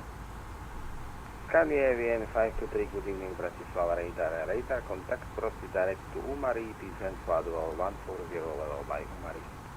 Descent level 140, direct Umari, and level 140 latest at Umari, Scandinavian 523, thank you. So there we go. I'm going to put it in the beam points one more time, because we do need to do a fuel check to see where we are. And Umari, we should have been an hour 3, so that's 15:05. And we're estimating at 15:08, so we are 3 minutes behind, which is still fine. And the fuel is going to be estimated 3.1, and we're supposed to have 2.4 plus 800. So 3.2 is what we should have had, and we're estimating 3.1. So we're good on fuel, i.e. we have about 500 kilograms extra, around about 13 minutes. So in case of missed approach, we could do a quick pattern or decide to divert to Vienna. Hayden, hello to you. What does the N mean? PFD next to the route. Oh, you mean on nav display? Yeah, so when you go to plan mode, that's where north is. So if you go to arc mode, the aircraft heading is pointing, or the nose lateral direction is pointed straight up. In plan mode, it's referenced to north, so north is up. When's the next Challenger stream coming? Next year, I'm afraid. And Photomastery, welcome. Yeah, so we are inbound to Poprad. They have a full tower today, and probably, well, maybe even approach today. We'll see. And we're going to request an RNP approach. Now, what I didn't do, and I should have done that, is put 140 at in there. So now we have a proper descent calculation, and it's telling me that we're about 3,900 feet too high. So that's why I've got the speed brakes out, and I can see that prediction arrow now coming towards Umrøy. So we're good still to reach that. Alrighty, so last thing to do is get the landing performance. So it was Lima Zulu Tango Tango, and we're landing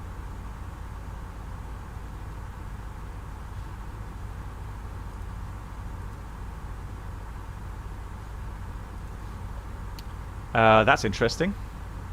25 left, 25 right. What? I'm confused. What? Hold on.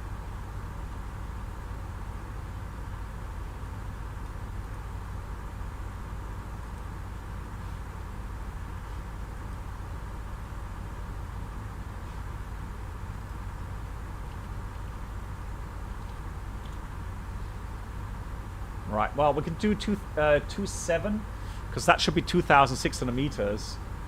So we'll choose that runway. I'm not sure why all the other runways are in here. That's clearly wrong. 59.1 is a good estimate for the landing weight. And we'll take brake connection medium.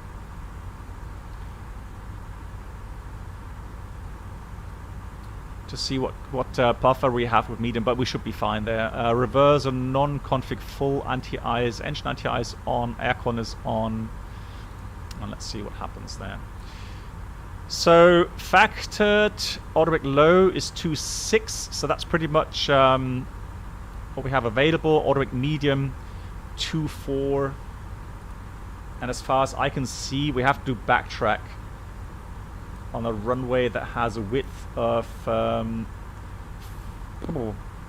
look at that. No, oh, it's these it's grass runways. I don't know why they would be included in the EFB, because we can't land on grass runways. Blimey. So 0927 523 contact Tatari Tower 121.350. Have a nice landing. Bye bye. 121.350.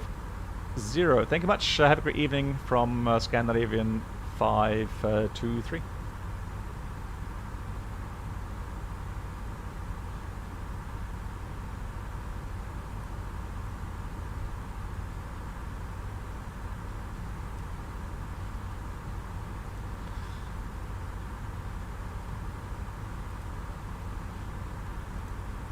It's a shame that doesn't change over automatically.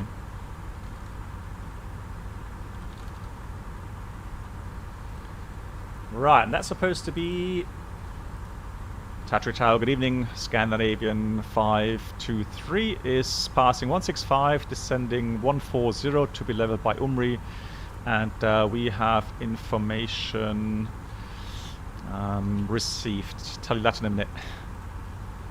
Scandinavian 523, Charlie. Good evening, Tatri Tower. Identified. Information Charlie is now currently the Umari 1 Delta arrival. Expect RMD approach from 827. Perfect. Okay, perfect. Yeah, we have Charlie, Umri, Omari 1 Delta arrival, and yes, the RP27 is perfect. Thank you much, Scandinavian 523. Scandinavian 523, descend to altitude 9,000 feet, QNH 1019er. Sending 9,000 feet, QNH 1019er, Scandinavian 523. Alright, so QNH 1019 is set. I will check that not only with my MCDU, but also again with the ATIS. And then later, well, this is the tower, but we'll ask again on final approach regarding the latest QNH value. Just so that we don't run into the issue of being too high or too low in the approach, especially not too low in the approach. Good, so we decided on auto brake medium, because we do have to do a backtrack. Alt constraint. So this is what I mean, right? Although it's not constraint really. I put that in manually. But I'm going to pass that now anyways. So we cleared down 9,000. The next restrictions is 8,500. So that's no problem at all. We've briefed the approach. Minimums. Okay, so for our climb gradients, we could do 6.4%. So that means it's more than 5, and so we can take a missed approach gradient 5%, and so we can take this minimum, which is 2,630. Scandinavian 523 number upon and no speed restrictions. Let's copy it. Scandinavian 523. Now look at the lovely terrain here. And that's what makes this airport very interesting indeed. And the airport should be... It's not visible yet. It should be somewhere in there, in that valley. And that's why you have the restrictions on altitude. Is because of that terrain to the west of the airport.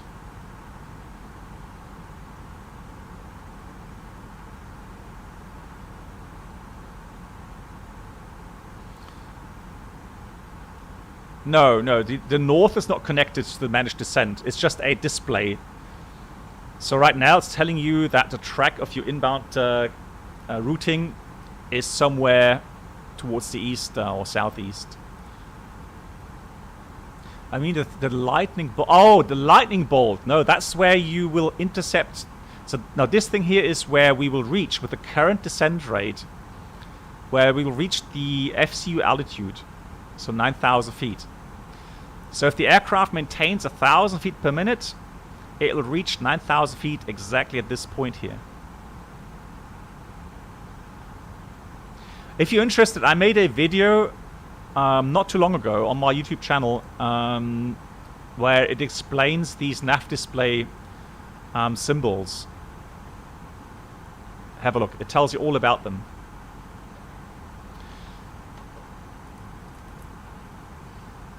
So hotspots taxi in. Keep looking here, which is just wrong.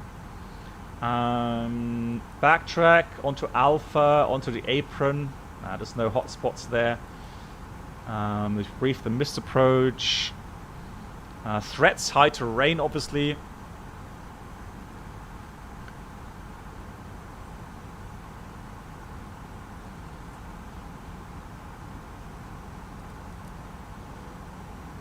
And the remaining fuel we talked about as well. Hate to say everything twice, but it's about 11 minutes now.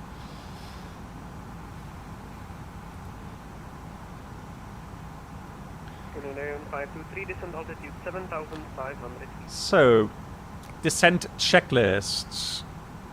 Actually, it's approach checklist. Barrow ref. QNH 1019. Seatbelts on. Scandinavian 523, descent to altitude 7,500 feet. Descend 7,500 feet. Scandinavian 523. Right, 7,500, out blue. Minimum is 2630 feet. Outer brake, medium. And engine mode selector is normal. And that's the approach checklist completed. Yep, 3.5 degree glide. And mathematics, good evening. No, this is not photoreal scenery. No, it's just standard European.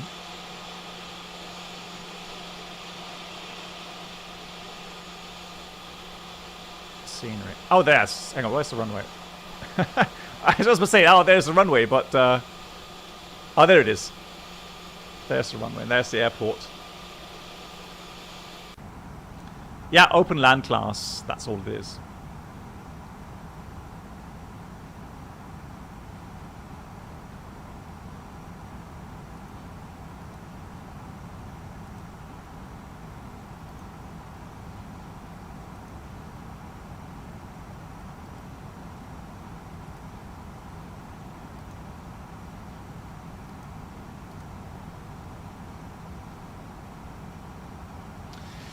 Why some A320 have sharklets without being near? Well, because the sharklets, they were launched, so sold prior to the engine mod. So yeah, so what we do normally is passing 10,000, we check the current RMP, just make sure GPS primary accuracy high. And then later on, once we are in the approach, towards the final approach fix, we'll check 0.3. So officially, the 0.3 is required from the final approach fix to the runway. All right, that's where you need officially the 0.3. Until then, it's 1, and past the missed approach point is also 1. Scandinavian 523, descent altitude 6,000 feet. Descend 6,000, Scandinavian 523. 6,000, but we got magenta 6.5. So he didn't say anything regarding disregard altitude restrictions, etc. So we are going to maintain all of the published restrictions. The only thing he said, own speed. So we could theoretically fly faster than the published speed here, but that doesn't make sense. These are sharp turns. And what I'll do now, actually, I'm going to start activate the approach phase here and start slowing down. Hey MCK, how are you doing?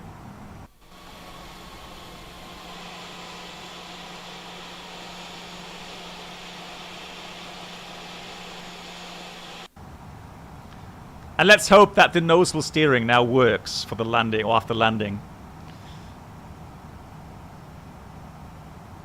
If not, we have an issue. We have to log off and then slew to the apron, which I'd hate to do. Thank you much. I'm doing well. Thanks for asking.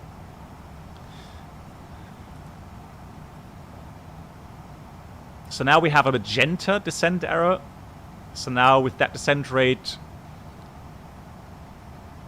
it's now predicting again that we're not gonna hit that 6.5 restriction.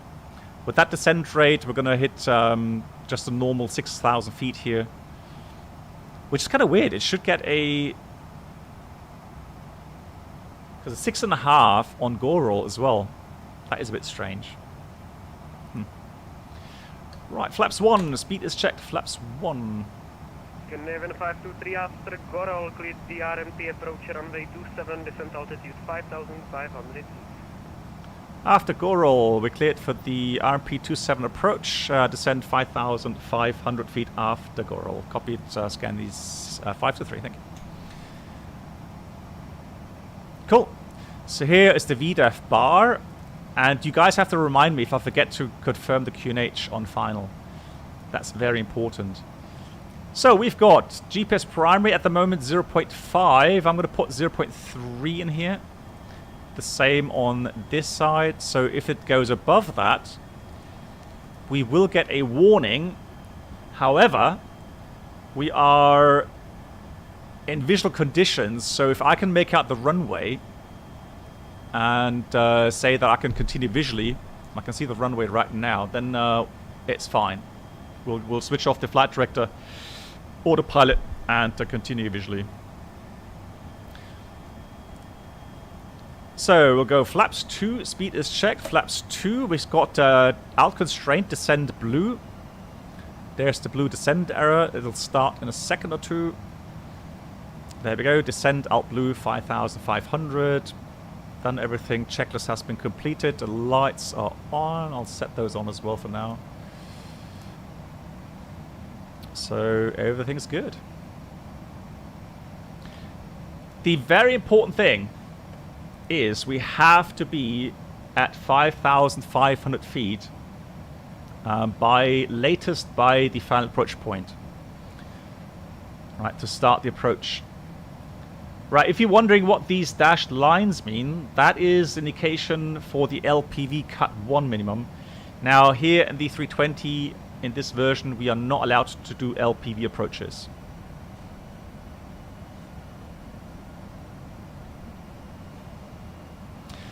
And now that we're inbound to the final approach fix, I'll arm the approach mode. It's gone straight into final app. We're on the vertical descent path, which is very nice.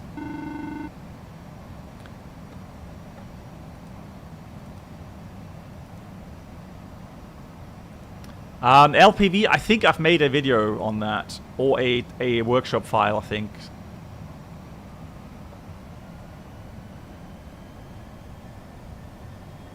No, it won't go into holding, no. No, I know it has, it's kind of weird that it has that, that there, but no, it has no holding in there. Yeah, that kind of put me off as well.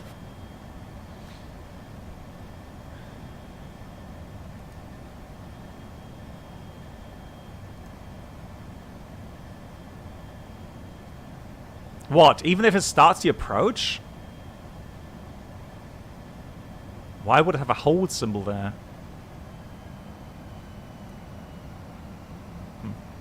No, I've never seen that in the real aircraft, to be honest.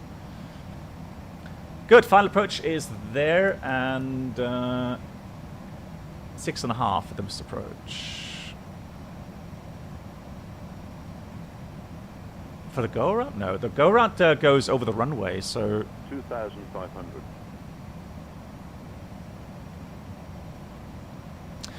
It may be for the missed approach, you mean? So the missed approach holding, maybe that, yeah. Flaps 3, speed check, flaps 3. Touch the tower, good evening. Yes, coming down. Level 100, heading 270. Windmill 148, hello, Tatari Tower, identified. Information, Charlie, fly heading 260, vectoring for ILS runway 27. Yeah, Charlie, and heading 260, windmill Flaps full, speed is checked, flaps full. Avian 523, established final track. Yeah, established, and please confirm the latest QNH Scandinavian 523. Scandinavian 523, the latest QNH, according to information, Charlie 10119, runway 27, cleared to land, wind 190 degrees, up to 10 knots. Cleared land, 27, copied 1019, the QNH. Thank you, Scandi 523. So, it's still the same, confirm that. Speed brake armed, and we'll check 5 miles from the field. We should be at 4,200. Perfect. 2 red, 2 white. Landing, checklist, economic landing, no blue. So, let's do some manual flying here. Manual thrust. Manual flight. Final app. Now you are allowed, as long as the flight directors do show some sensible info, you're allowed to use that.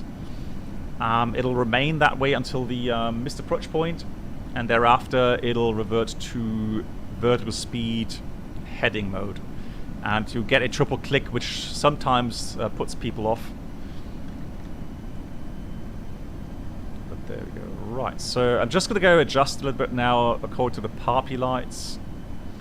Villar, I'll get you that question after landing, alright? Let me just concentrate now on the landing. 9,000 feet, QNH 1019, Right, wind has shifted now, 190 at 10, just like the tower reported. I'm going to switch off the flight directors. Bird on track. 269 was correct. 1000 is checked. Bit wind from the left. So I'm going to go with the PAPI lights now. There we go. 2 red, 2 white. We weren't far off. But it's a little bit steeper than normal. 3.5 degrees.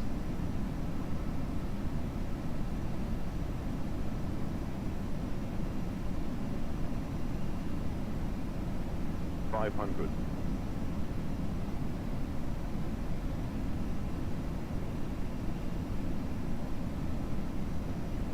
$100 above. Yeah, runways in sight. Minimum. Continue.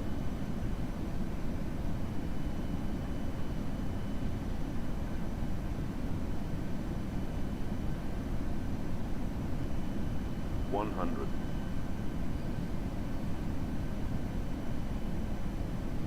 50, 40, 30, 20, retard. It feels so different. Right, we got spoilers, reverse green, diesel. Pros do it. This felt so different to Microsoft Flight Sim and the Phoenix.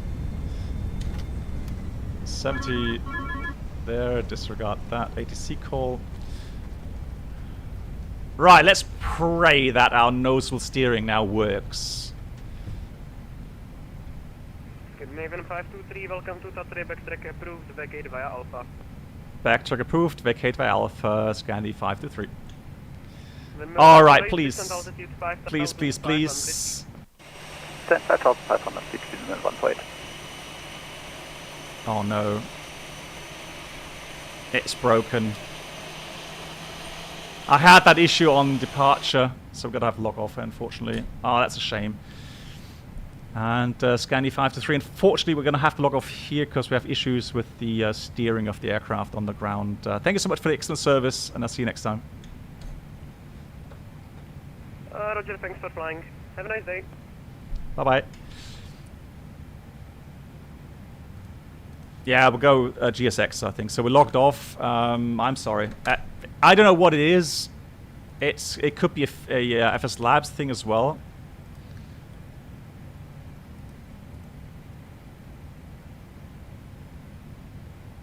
Would you say FSLabs is more realistic? Well, the thing is, it has to do more with. You need to stop the engines to request ground services. It has to do more with the environmental issues. So the the environmental influences, like the wind, things like inertia, that sort of stuff. That's where it's more related to. So regarding the viewpoint, normally in real life, what we do, you have a red ball there and a white ball. So that's for the first officer, that's for the captain. So what we normally do, we would go and adjust the height as well for our seats, so that in normal seating position, the red ball covers the white ball, and then you would have the right viewpoint. For me, in the FSLabs, that just doesn't seem to be correct. So if I line that perfectly,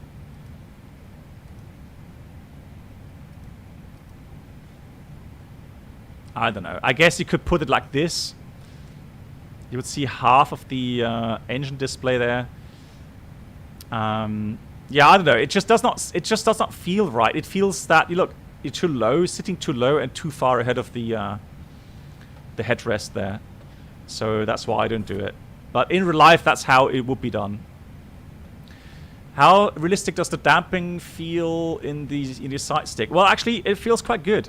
I do like the Warthog joystick. So I had a very enthusiastic flight simmer not too long ago, asking to come in and have a look at the flight deck. And so I let him in and we talked for a while. And the aircraft was switched off, so the hydraulics were switched off, etc., etc. And I said, well, so what aircraft add-ons do you have? And he said, well, I have, the Phoenix, blah, blah, blah. And I said, okay, interesting. I said, so do you have a flight stick at home? And he said, yeah, he has the, I think it was the TCA Airbus stick. And I said, all right, so, go. You'd like to sit in my seat, and then just move the flight stick left, right, and then tell me what you think, how this relates to the TCA flight stick. And he said he was surprised how stiff that flight stick is, how much force is needed to move that. And so I personally find that the Warthog actually does resemble that quite nicely.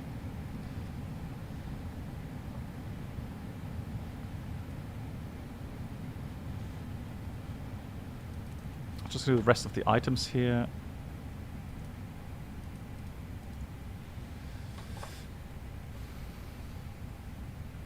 Did you mod your sights? Yeah, so I have the FS Projects Airbus stick, including that rubber protection, and but that's more for show, really. So don't know if you can see that. Yeah, so there, that rubber protection thing is like the real aircraft, and that's the FS Project flight stick on top of that. So yeah, but that's more for show again.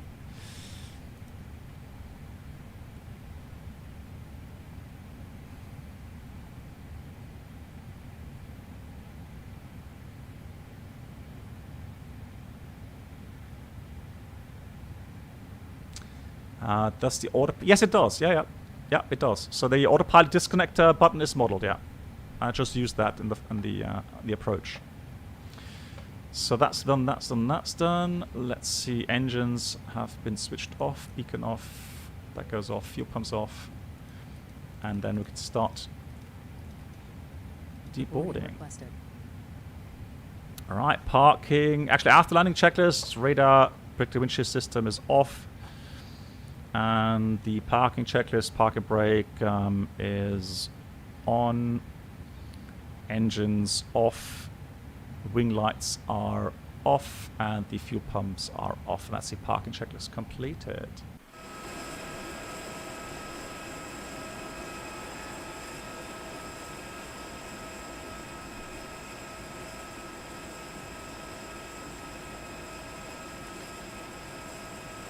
How do I find the Skalaki CDU?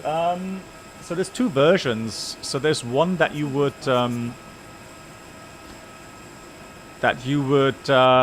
implement somewhere in a proper cockpit setup. So you need somehow a frame to support that. And then there's a desktop version. I don't own the desktop version, but the Skalaki MCDU is somewhat plasticky. So if I compare that to the 737 MCDU that I have, that feels a lot more high quality compared to the Skalaki MCDU. But again, I only have the the first one that came out, not the desktop line. How often do you fly approaches without ILS in real life? Rarely, very rarely. So you can definitely say that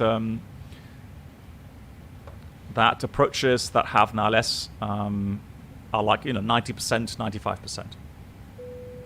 Passengers, the boarding starting.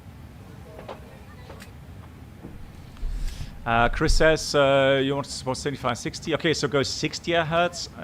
Still have stutters, especially when autogen is loading. But that you can adjust, can't you? Through your graphic setting. I mean, I can show you what I have. So world. So level of detail radius is high. Rest is just normal, medium.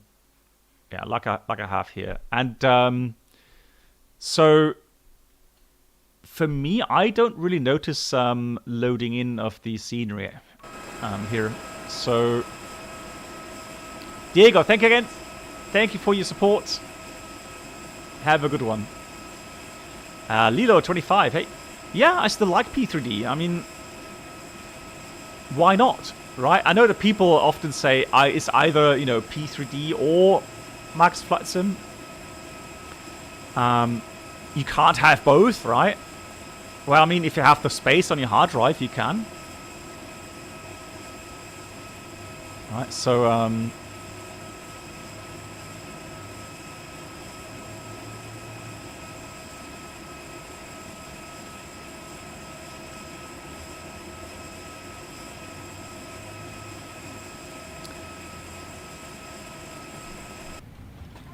open local cache folder, then delete everything outside the folders inside the file you opened.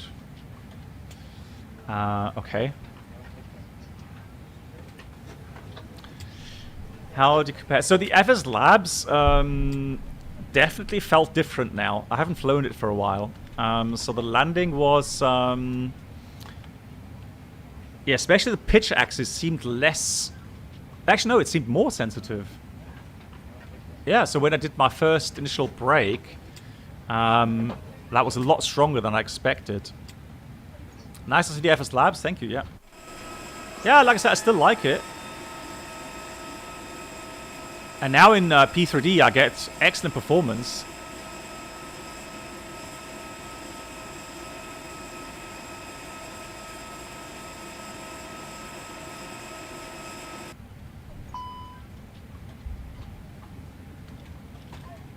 So you have an SSD, NVMe. Do you use any RAM profiles, XMP1 or something, or? Thank you. You did a great job. Thank you for a wonderful flight. Thank you so much. Right. Great job, gentlemen. Thank you. You did a great job. Thank you for a wonderful flight. Yeah, the passengers are happy. You see. Okay, so I tell you what, XMP3. Now, correct me if I'm wrong, but is that actually handled by Prepared? Is that like compatible? Wasn't like I read somewhere that Microsoft Flight Sim is one of the first flight sims that you can you can use an X with the XMP3. Yeah, you know what, Chris? Maybe try XMP1 or something, just to see if that stops that. Yeah. Alrighty. I hope I've answered all the questions.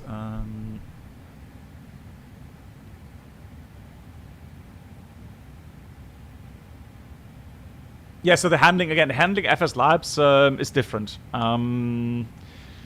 Is it more realistic? I don't know. I honestly, I'm sorry to say this, but I've not found a simulator yet that resembles the real aircraft when it comes to, you know, manual flying. So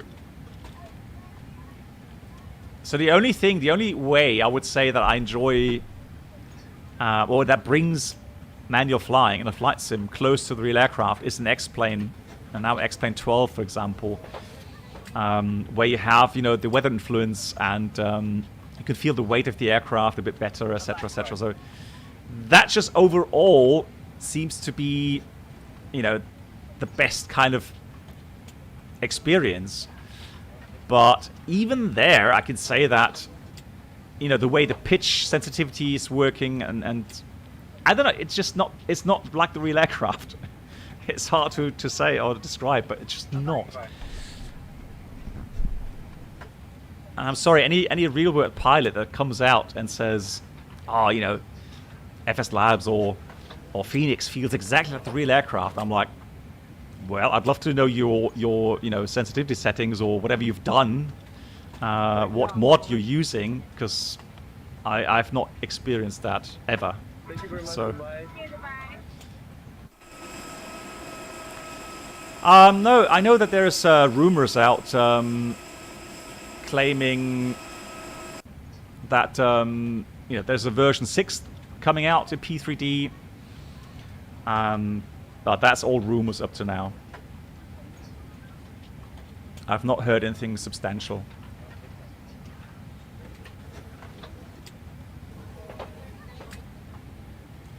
Yeah, Mike Tango Charlie, yeah. So even with driving cars, right, if you can't get that right. Yeah, and that's a weird thing, Nico. So what people also don't realize, that level D sims don't feel like the real aircraft. I mean, they're better than PC sims, but they're still not like the real aircraft. They're not. They're fantastic, you know, trainers and fantastic procedure trainers, but and even though they are approved for landing training, you still need to have, you know, the real aircraft and the real environmental influences to proper experience the real aircraft and, you know, get experience on the landings and takeoffs. The RD settings. Now, I don't know. I'm not completely happy with them, but if you let me know how to share them, I'm happy to do so.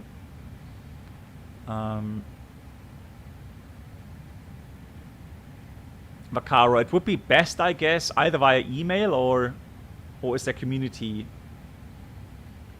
thing somewhere? Presets, customization, so presets, save. So I can do, I'll just name it Blackbox 711 preset, save that.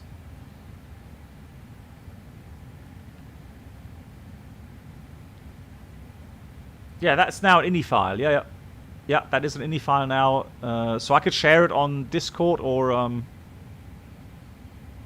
send it via email if you want. Chris, yeah, well, I mean, you're gonna join. Well, the thing is this: so the visuals, we have some older sims that have visuals that are even worse than FSX. I'm not joking. And then the newer ones are actually quite decent, but believe it or not, when we go and train in flight sims, we mostly have bad weather anyways, right? We have bad visibility. And even if we do a visual pattern for practice, it's just basic. It's a lot worse. I can promise it's a lot worse than what we have here in P3D. Right. If you had these visuals in the level D flight sim, wow, that would be brilliant. But no, it's really basic. It really is. Terrain ahead, yeah, right. Yeah, no, time just flies so quickly. Cool. All right, guys, we're going to be doing another flight. It's 9:30, so time to do the second flight. I'm just going to have to restart my PC to get into the other hard drive section. And we're going to fly from Graz to Malmö. And we'll see what happens on that flight.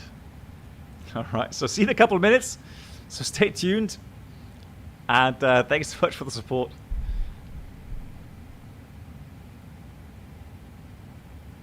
All right, guys. Thank you so much. Good night. And I'll see you in a couple of minutes. Don't go away. I'll be back.